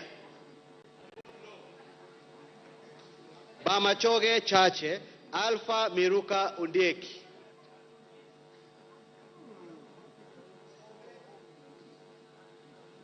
Bomet County, Bomet County, Lynette Chepkorir.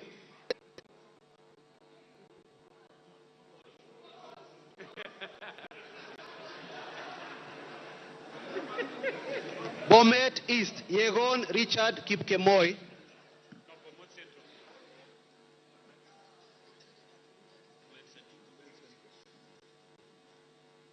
Bomet Central, Kilel Richard Cheruyot.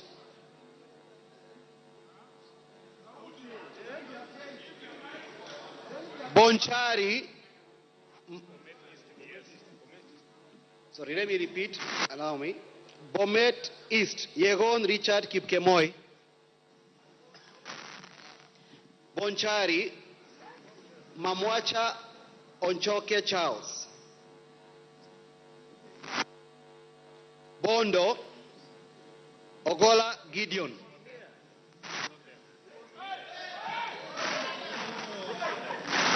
Bondo, Ogola Gideon Ochanda. Borabu. Order. Order, members. No cheering. There's no vote that attracts any cheering. Remain silent. Borabu, Osero Patrick Kibagendi. Budalangi, Wanjala Rafael Sauti Bita. Bumula, Wamboka Nelson Jack. Bungoma County, Wabilianga Catherine Nanjala. Bura, Yakub Ado Kuno. Bura Yakub Ado Kuno. Bureti Komingoi Kibet Kirui.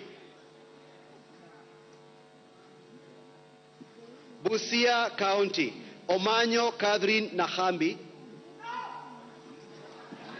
Butere Mwale Nicholas Tindi.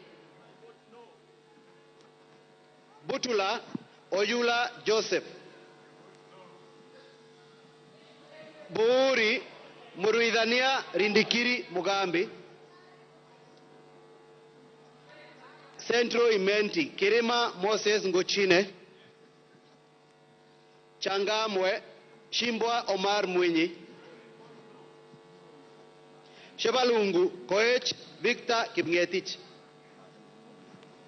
Cherangani Barasa Patrick Simiu. Chesumei Diego Paul Kibichi. Chuka Iganga Ngombe Ntwega Patrick Munene. Dadaab Farah Maalim.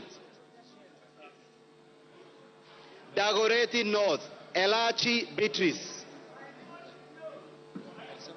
Dagoretti South Waweru John Kiarie. I vote yes. Eldama Ravine Firma. Order, clerk. Order, Honorable Junet.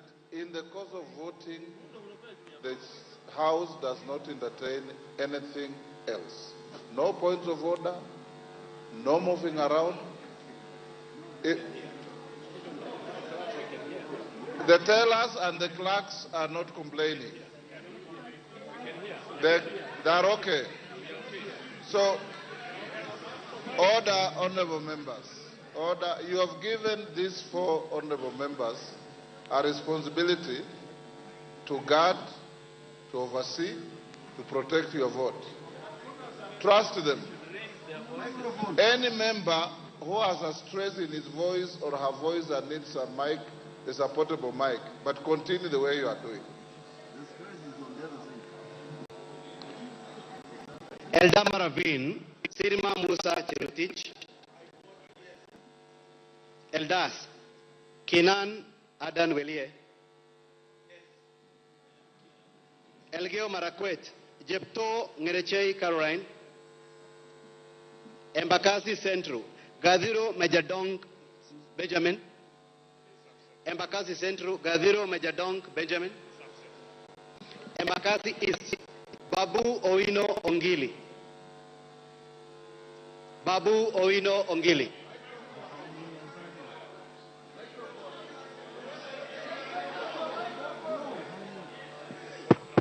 Embakasi North Gakuya James Mwangi.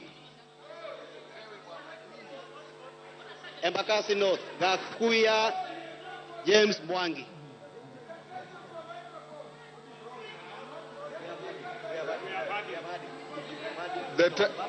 Order. The tellers say they have had you vote no. So why do you want the microphone again? Take your seat.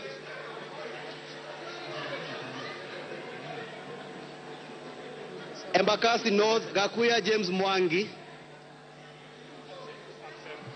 Embakasi South Mawade Julius Musili. On behalf of Embakasi South people, I vote no. Embakasi West Mwenje Mark Samuel Mureithi. Embu County Double N Pamela Njoki. Mgwen Lelmegit Joseph Kipto. Emuhaya Omboko Milemba. Emurwa Dikir Johanna Ngeno. Endebes Pukose Robert. Yes. Fafi Yakub Farah Sala. Fafi Yakub Sara. Yes. Funyula Oundo Wilberforce Jambo. Galole Hiribaye Said Buya.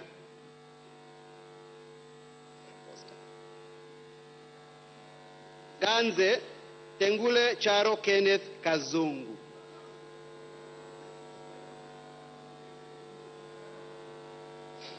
Garissa County Siad Udgon Amina.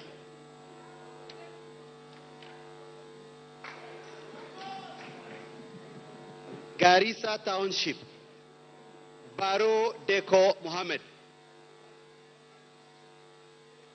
Garsen Guyo Ali Wario. Gatanga Moreu Wakili Edward.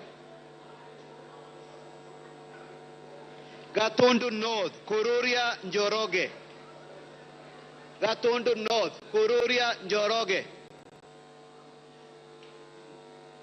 Gatundu South Kagombe Gabriel. Gem Elisha Odhiambo. Gichugu Githinji Robert Gichimu. Gilgil Martha Wangari. Githunguri wa Muchomba Gathoni.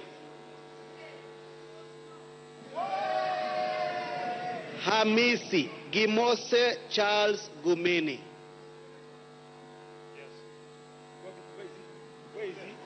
Hamisi Gimose Charles Gumini. Homa Bay County Bensuda Osogo Atieno.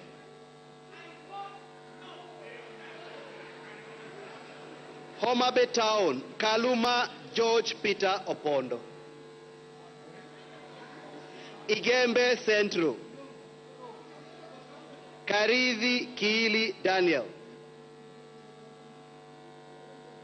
Igembe North Julius Taitumu. Igembe South John Paul Mwirigi. Ijara Abdi Ali Abdi. Ikolomani Shinali Bernard Masaka. Ikolomani Shinali Bernard Masaka. Isiolo County Mumina Golo. Isiolo County Mumina Golo Bonaya. Isiolo North Lomwa Joseph Samal. Isiolo South Tubi Bidu Mohammed.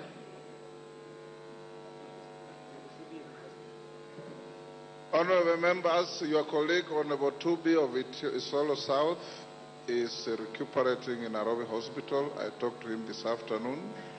Let's pray for him. There is no vote for him. Jomvu Badibadi Twalib. Juja Koimbori George. Juja Koimbori George.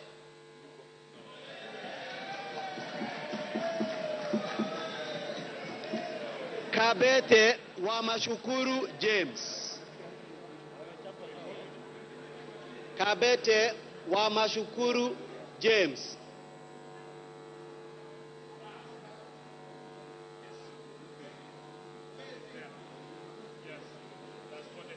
Kabondo Kasipul Eve Obara Akinyi. Kabuchai Kalasinga Wekesa Majimbo.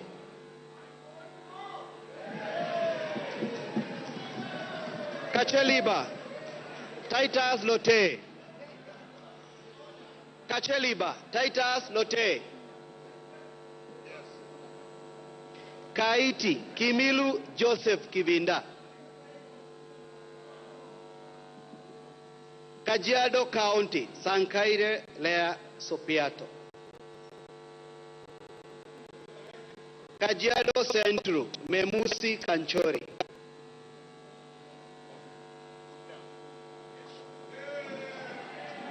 Kajiado East Kakuta Maimai. Kajiado North Onesmus Ngogoyo. Kajiado South Sakimba Parashina Samuel. Kajiado West Sunkuya George.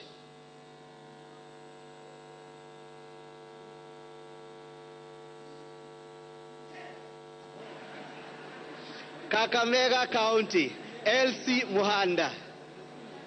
Kakamega County, Elsie Muhanda. Kaloleni, Katana Paul Kahindi. Kamukonji, Hassan Abdi Yusuf. Kandara, Chege Njuguna. Kandui, Makali John. Kangema, Peter Irungu Kihongi. Kangundo, Fabian Chule Muli. Kapenguria, Moroto Samuel Chumel. Kapsaret, Oscar Sudi.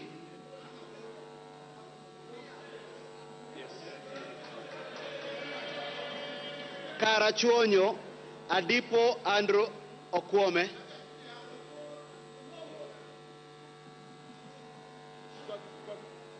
Kasarani, Karauri Ronald Kamwiko. Kasipul, Were Charles Ongondo.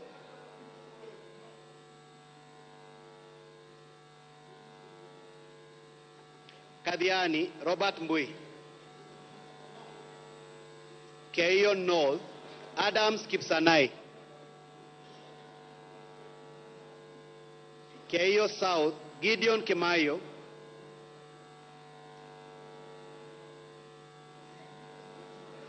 Kericho County, Beatrice Kemei. Keses, Julius Ruto. Huisero, Aseka Christopher. Kiamba, Kawanjiko John. Kiambu, Waidhaka John.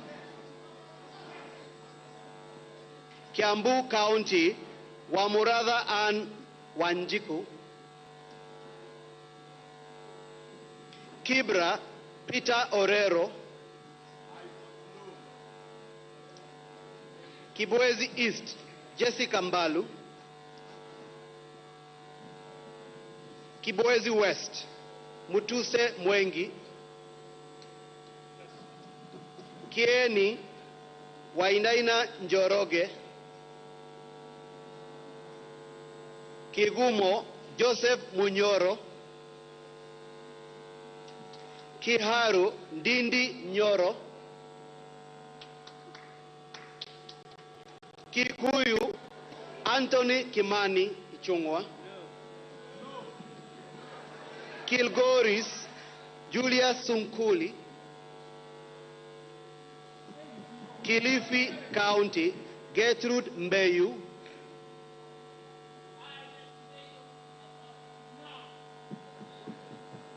Kilifi North, Owen Bayer.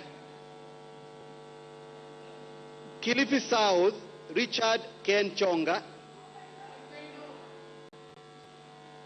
Kilome, Nzambia Kidhua. Kimilili, Didmas Barasa Wekesa. Kiminini, Kakai Bisau. Kinango, Gonzi Rai. Kinangop, Kwenya Dhuku. Kinangop, Kwenya Dhuku. Kipipiri, Wanjiku Muhea. Kipkelion East, Cherorot Joseph. Kipkelion West, Hillary Kiplangat, Kosgei. Kirinyaga County, Jane Maina. Kirinyaga County, Jane Maina Njeri. Kirinyaga Central, Joseph Gitari. Kisauni, Benzimba Rashid Juma. Kisii County, Donya Doris Aburi. Kisii County, Donya Doris Aburi. Kisumu County, Ruth Othiambo Busia Odinga.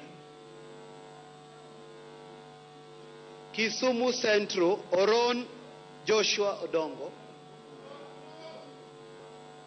Kisumu East, Shakil Shabir. Shakil Shabir. Kisumu West, Rosa Buyu.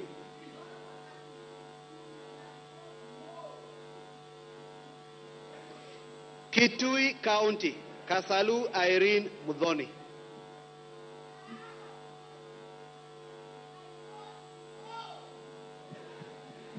Kitui Central, Makali Benson Mulu.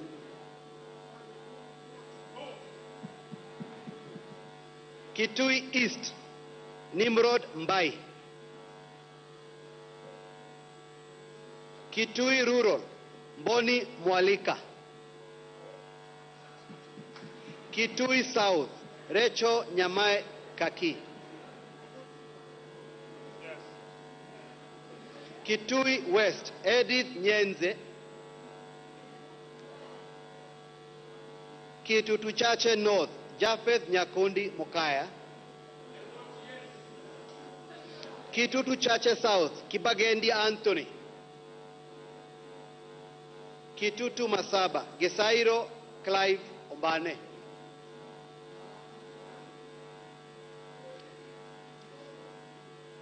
Konoin, Yegon Richard. Kuresoi North, Mutai Alfred. Kuresoi North, Mutai Alfred. Kuresoi South, Tonui Joseph. Kuria East, Kitayama Maisori Marwa.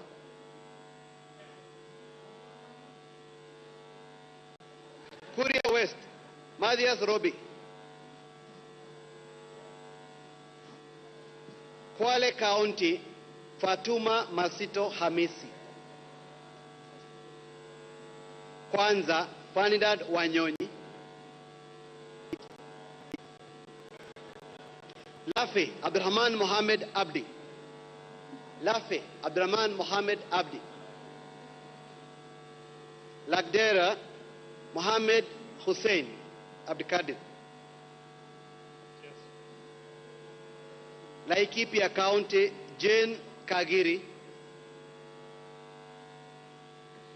Laikipia East, Kyunjuri Festus. Laikipia North, Sarah Korere.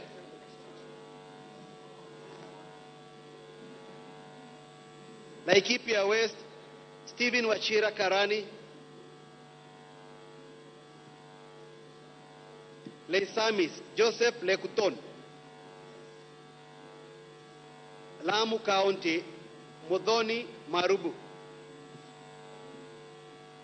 Lamu East, Rueda Obo. Lamu West, Stanley Mudama. Langata, Felix Adiwol Kothe. Lari, Kahangara Joseph. Likoni, Mishi Mboko. Likuyani, Innocent Mugabe. Limuru, John Chege Kiragu. Loima, Protas Akuja.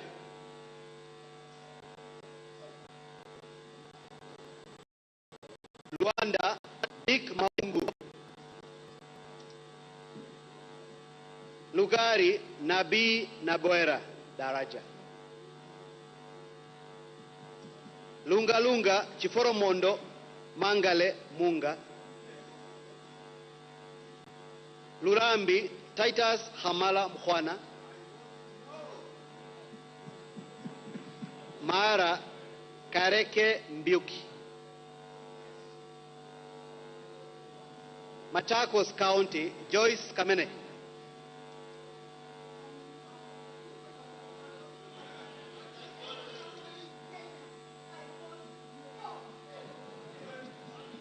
Machakos Town, Caleb Mule.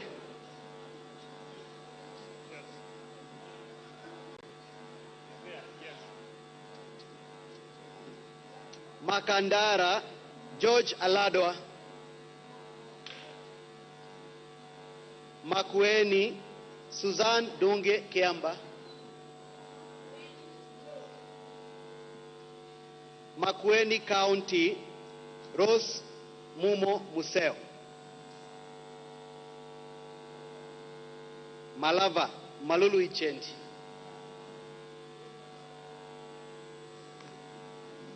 Malindi, Amina Munyanzi. Mandera North, Sheikh Bashir Abdurai. Mandera County, Umuhel Kasim. Mandera East, Abdurrahman Hussein Waitan Mohammed. Mandera South, Abdul Ibrahim Haro. Mandera West, Yusuf Adan Haji. Mandera West, Yusuf Adan Haji. Manyata, Mukunji John. Manyata, Mukunji John. Let him take again. Let him take again.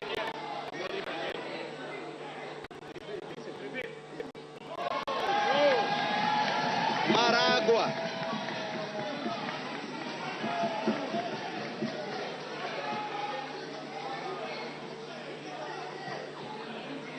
Maragua, Wamaua Njoroge.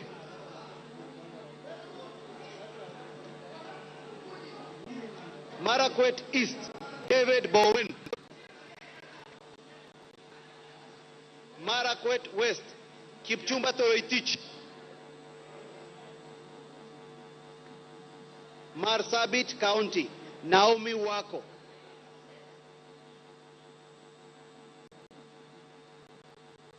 Masinga, Joshua Mwalio.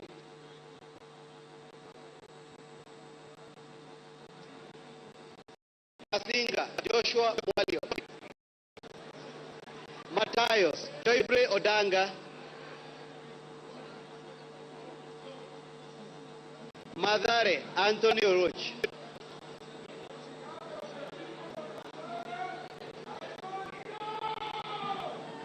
Madioya, Edwin Mugogi Choki. Madira, Eric Mwangi Kahogu. Matuga, Kasim Sawa Tandaza. Matungu, Nabulido Peter Oscar. Matungulu, Stephen Mule. Mavoko, Patrick Kingola Macau. Mbere North, Geoffrey Kariuki Kiringa. Mbere South, Nabat Bernard Muriuki.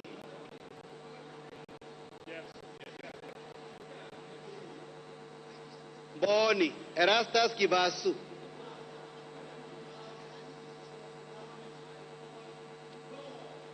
Meru County, Elizabeth Kailemia Karambu. Migori County, Fatuma Mohammed Zainab. Order members. Baba, we not go back to your seat. Go back to your seat. Honorable members, exercise some decorum. Junaid Mohammed, who is the chief whip of the minority, has not notified the Speaker of the change of any teller.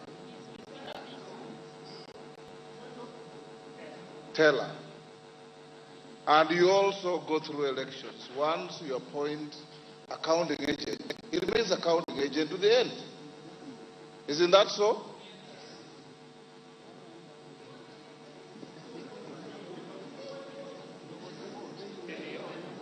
Mogotio, Kiborek Ruben. Moiben Barto Phyllis,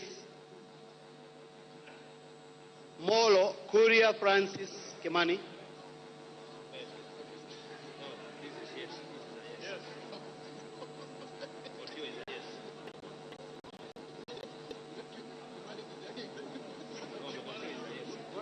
Mogotio Kiborek Ruben, Kiborek,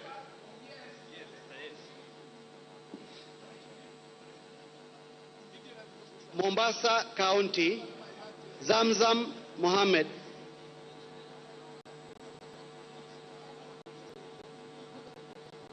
Moso Abraham Kirwa,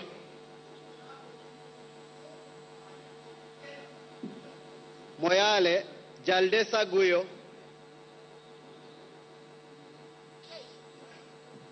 Msambweni Salim Faisal, Mount Elgon Fred Kapondi, Moroni Koyo James, Ukurueni Kaguchia John, Mumias East Salasia Peter, That is a spoiled vote. Spoiled.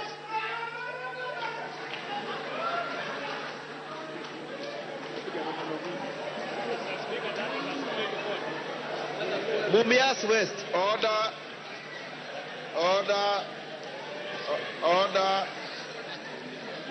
Order, members. Order. Honorable Salasia, you are treated as if you have not voted. Can you vote? No theatrics. Mumias West, Johnson Naika. Murang'a County, Betty Maina Njeri.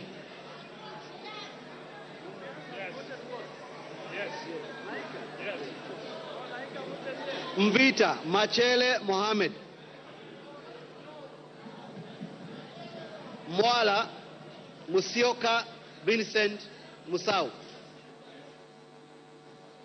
Mwatate Peter Shake. Mwea Mary Maingi.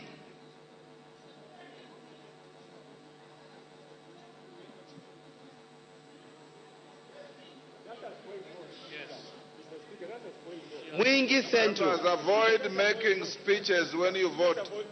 Where can you vote? Mary Maingi. Okay. Mwingi Central, Muliungi Gideon Mutemi. On behalf of Mwingi Central, I vote no. Mwingi North, Nzengu Paul. Mwingi West, Charles Nguna. Nairobi County, Pasari Zesta. Now that is another spoiled vote. Order.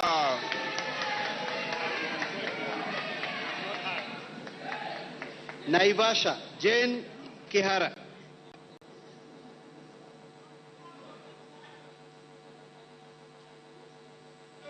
Nakuru, Chelule Liza.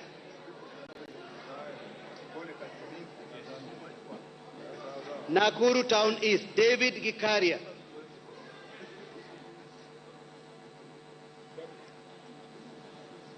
Nakuru Town West, Samuel Arama. Nambale, Godfrey Mulanya.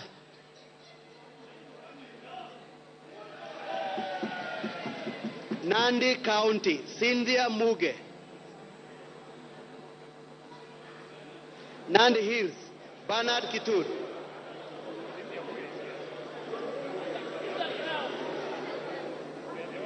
Nandi County, Cynthia Muge. Nandi Hills, Kitur Bernard. Narok County, Rebecca Tonkei. Narok East, Aramat Lemanken. Narok North, Agnes Pareyo. Narok North, Agnes Pareyo. Narok South, Kitilai Olentutu.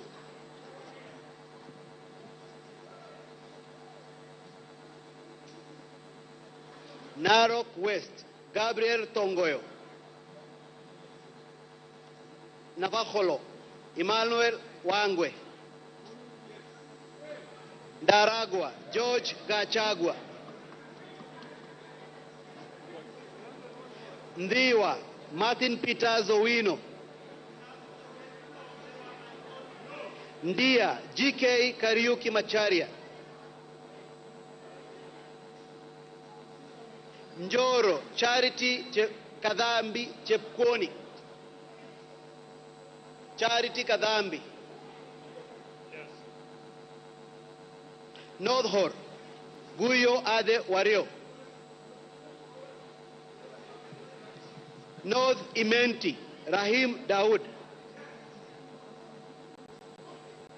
North Mugirango, Joash Nyamoko.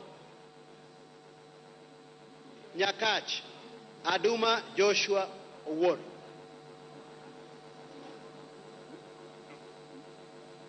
Nyali, Muhammad Ali. Nyali, Muhammad Ali. Nyamira, Jerusha Momanyi. Nyandarua County, Faith Gitau. Nyando, Jared Okello. Nyaribari Chache, Zahil Janda. Nyaribari Masaba, Daniel Manduku. Nyatike, Tom Boya Ondege. Nyeri County, Rahab Mukami.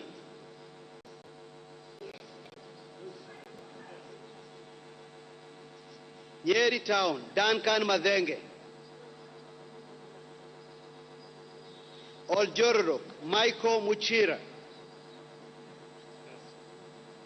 Ol Kalau, Kiaraho David. Odaya, Michael Wainaina. Pokot South, Kosing David.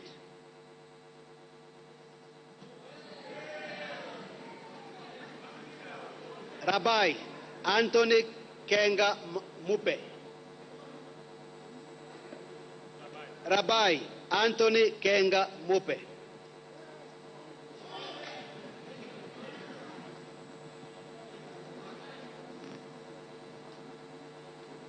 Rangwe, Gogo Lilian.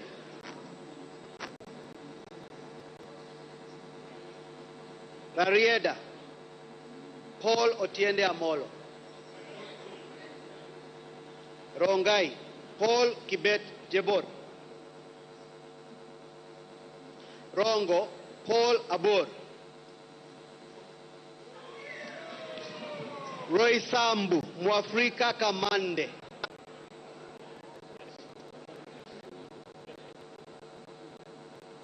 Ruaraka, Tom Joseph Kajwang. Ruiru, Simon Kingara. Runyenjes, Karemba Eric Muchangi. Sabatia, Sloya Clement Logova. Sabatia, Sloya Clement Logova. Saboti, Caleb Amisi. Saku, Dido Raso. Samburu County, Pauline Lengurus. Samburu East, Lekumontare Jackson Letoijoni. Samburu North, Letepila Dominic. Samburu West, Josephine Lesuda na Isula.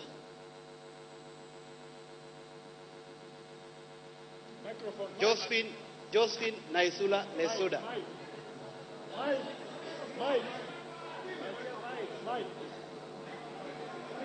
Give her the mic. Yes. I vote no. Seme James Nyikal. Seme James Nyikal. Chinyalu Frederick.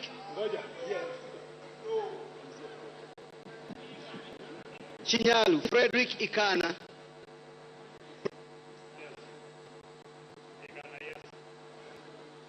Seme Frederick, sorry. Chinyalu Frederick Ikana. Siaya County, Christine Ombaka. Sigor, Peter Rochakapong. Sigowet Soin, Justice Kemei. Sirisia, John Waluke. Sotik, Francis Sigei.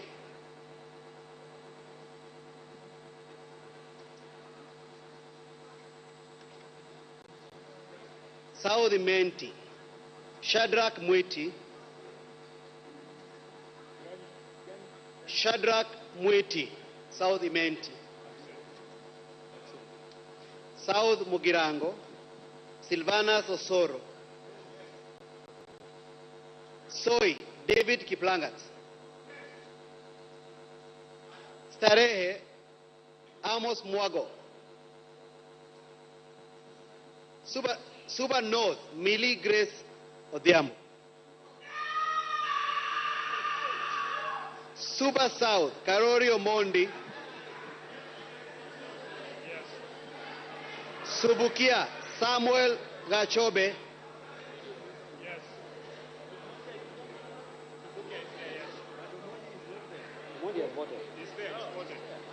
Suna East, Junet Mohammed. Suna West, Francis Masara.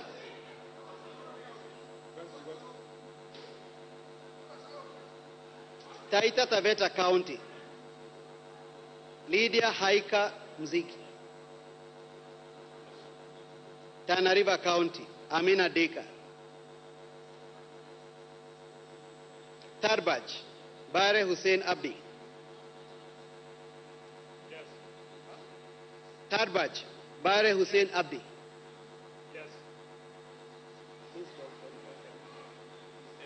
Taveta, John Okano Bwire. Teso North, Oku Kaunya.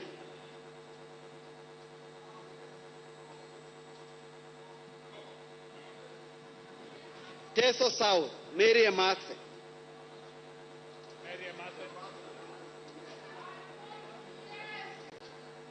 Teso South, sorry, Tetu, Joyfrey Wandeto. Joyfrey Wandeto. Daraka, George Murugara. Tharaka-Nithi County, Susan Ngugi. Tharaka-Nithi County, Susan Ngugi. Thika Town, Alice Nganga. Tiati, William Kamket. Tiati, William Kamket. Tigania East, Mpuru Aburi. Tigania West, John Mutunga. Tinderet, Julius Meli. Tongaren, John Chikati. Trans Nzoia County, Lillian Sioi. Order. The Chief Whip on the minority side informs me that he is appointed member for Bumula to relieve Honorable Mawade as a teller.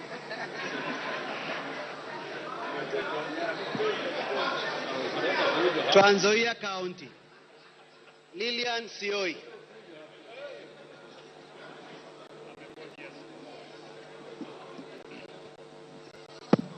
Tarbo, Janet Citienei.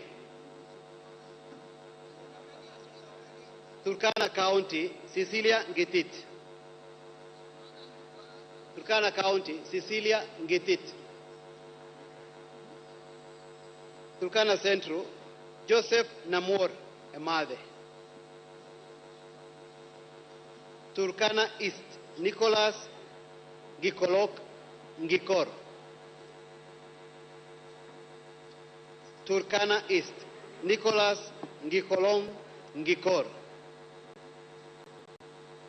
Turkana North, Paul Ekom Nabuin.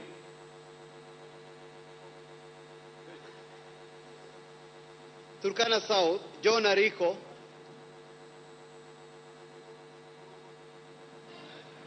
Turkana West, Nanok Daniel.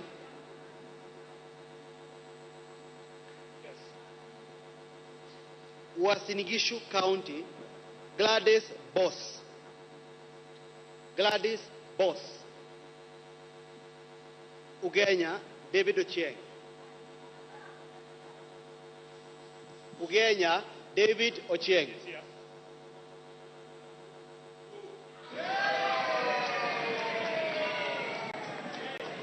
Ugunja,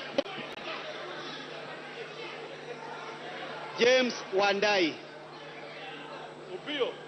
James Wandai. Oriri, Mark Nyamita.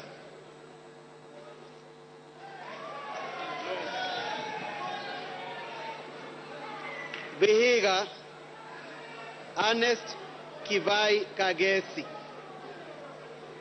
Vihiga, Ernest Kivai Kagesi.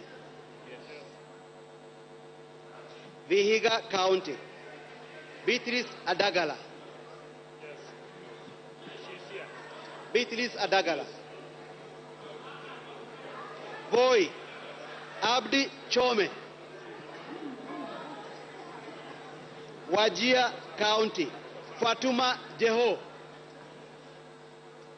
Wajir County, Fatuma Jeho.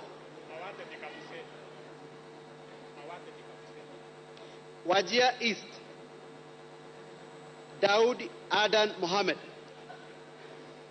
Wajir East, Daud Adan Mohammed. Wajir North, Abdi Sane. Wajir South, Ado Mohammed. Wajir South, Abdi Mohammed. Ado.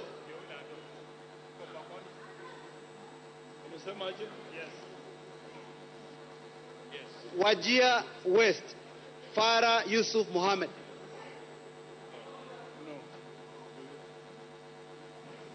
Webuye East, Martin Pepela Wanyonyi.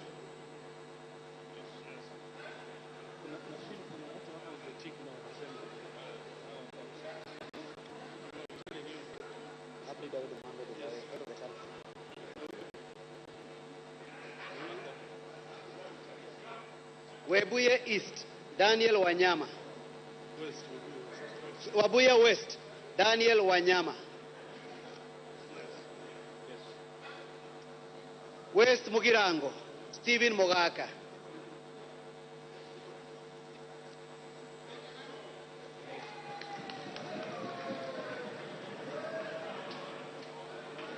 West Pokot County, Rael Kasiwai Chepkemoi.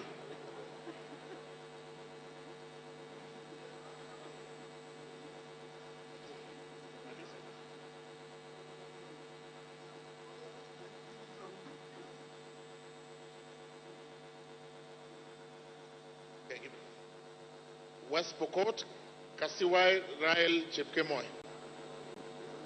West Pokot, Kasiwai Rael Chepkemoi. Westlands, Wetangula Timothy Wanyonyi. Wundanyi, Mwakuona Danson Mwashako.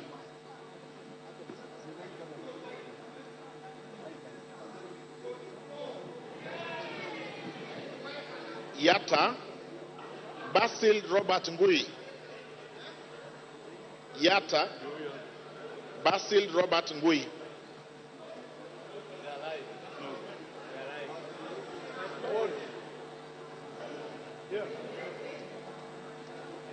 Ali Abdisirat Khalif.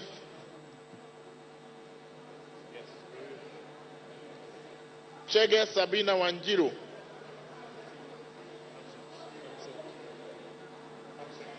Dina Joseph Hamisi. Harun Suleka Hulbale. Ikiara Dorothy Modoni. Iraya Joseph Wainaina. Koske Joseph Kipkemo.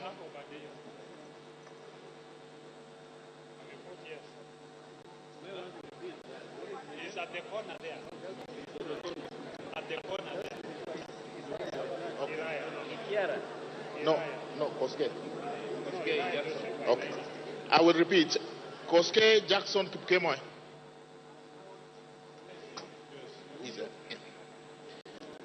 Mayaka Irene Nyakerario.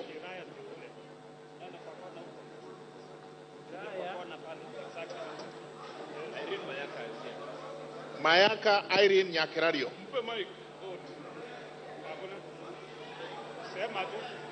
Give her mic.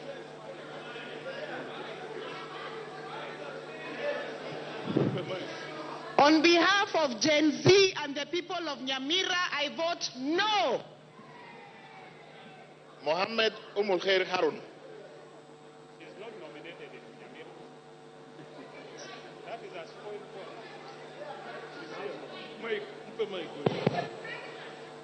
As the Gen Z of the House, born in the year 1996, I say no. Teresia Wanjiru Mwangi. Teresia Wanjiru Mwangi. John Mbadi Ngongo.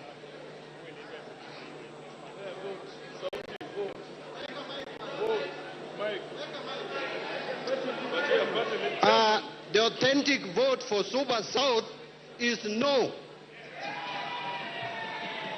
Talib Abubakar Ahmed. Talib Abubakar Ahmed. Yes.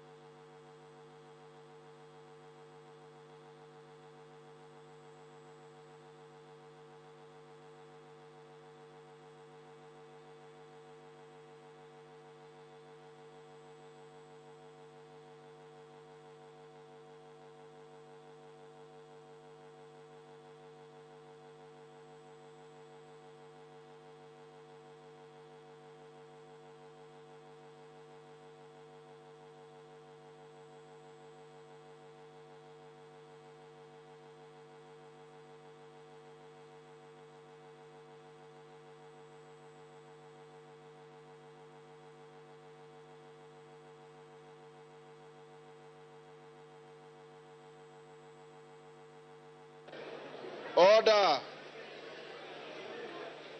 Order, honorable members. Order. Order, honorable members. Order. The voting is not over until the results are announced. Take your seats. Order, members, take your seats. Kawanjiku, take your seats.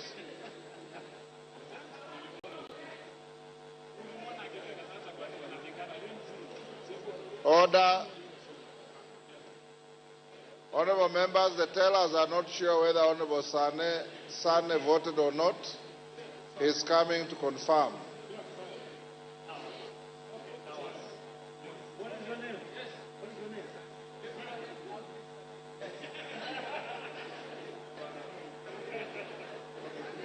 You are satisfied? Yes, sir.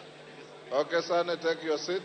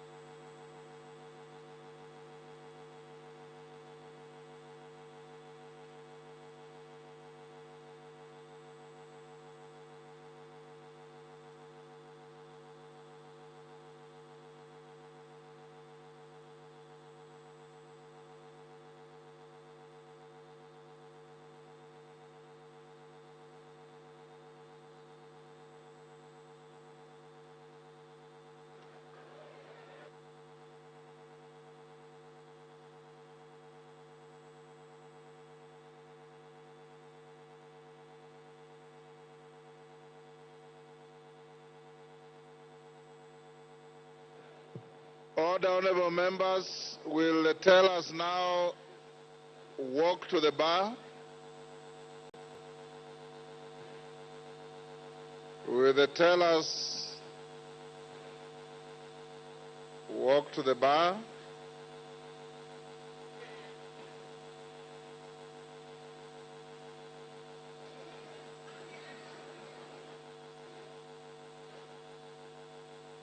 Order.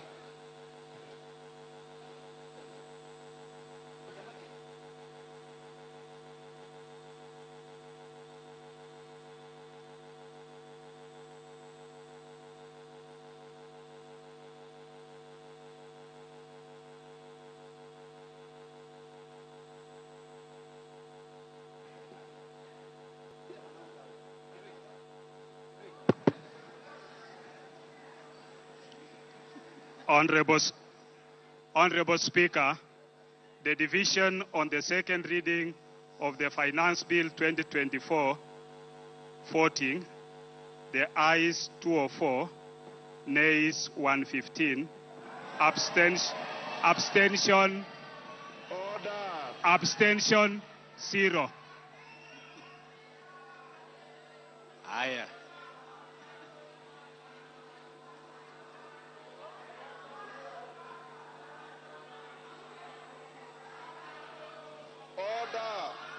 Order, Honorable Millie. Order. Order. Order. The results of the vote are not announced by the teller. Order. Honorable members, the results of the division on second reading of the Finance Bill 2024 is as follows. Ayes 204, nays 115, abstentions nil. So the ayes have it. Order. I now order for the bill to be read the second time. Order. Order, the House is in session. Order. Order. Clerk. Order. A bill Go ahead. for an act of parliament to amend the law relating to various taxes and duties and for matters incidental thereto. Honorable members, the matter of the finance bill is now over. You wait for the committee of the whole. Those who have amendments to file, you know the deadline was 1 o'clock. The clerk and his team will process those amendments. And as you are told, the House will sit on Tuesday morning when we'll proceed on the same matter.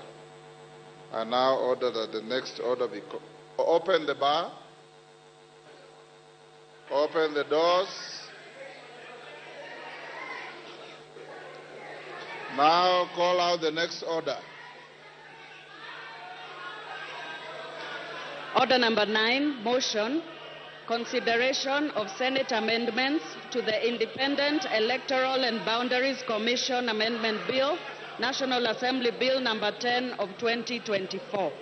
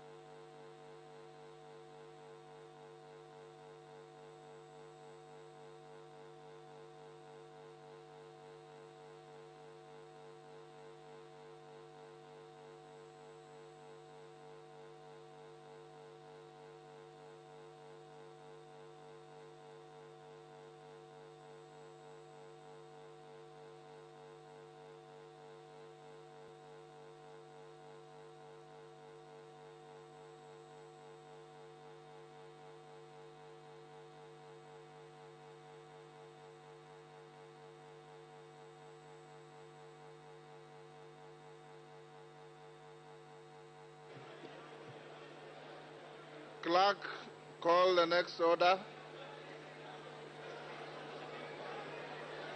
Order number 9, motion, consideration of Senate amendments to the Independent Electoral and Boundaries Commission Amendment Bill, National Assembly Bill number 10 of 2024.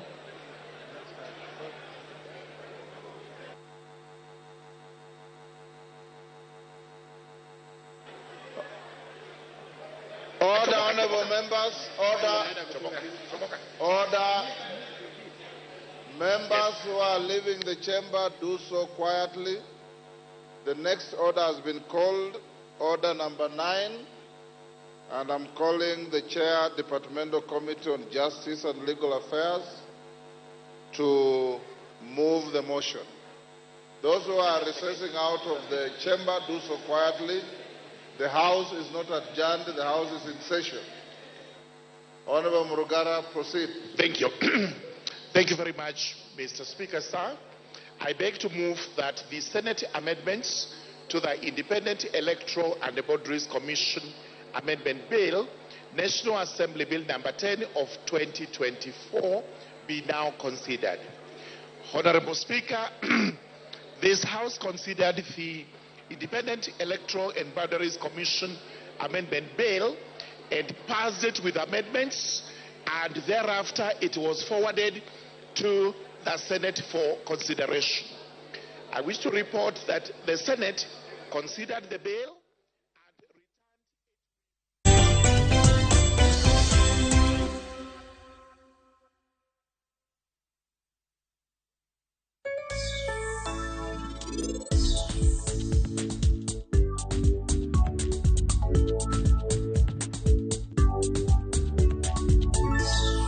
Let's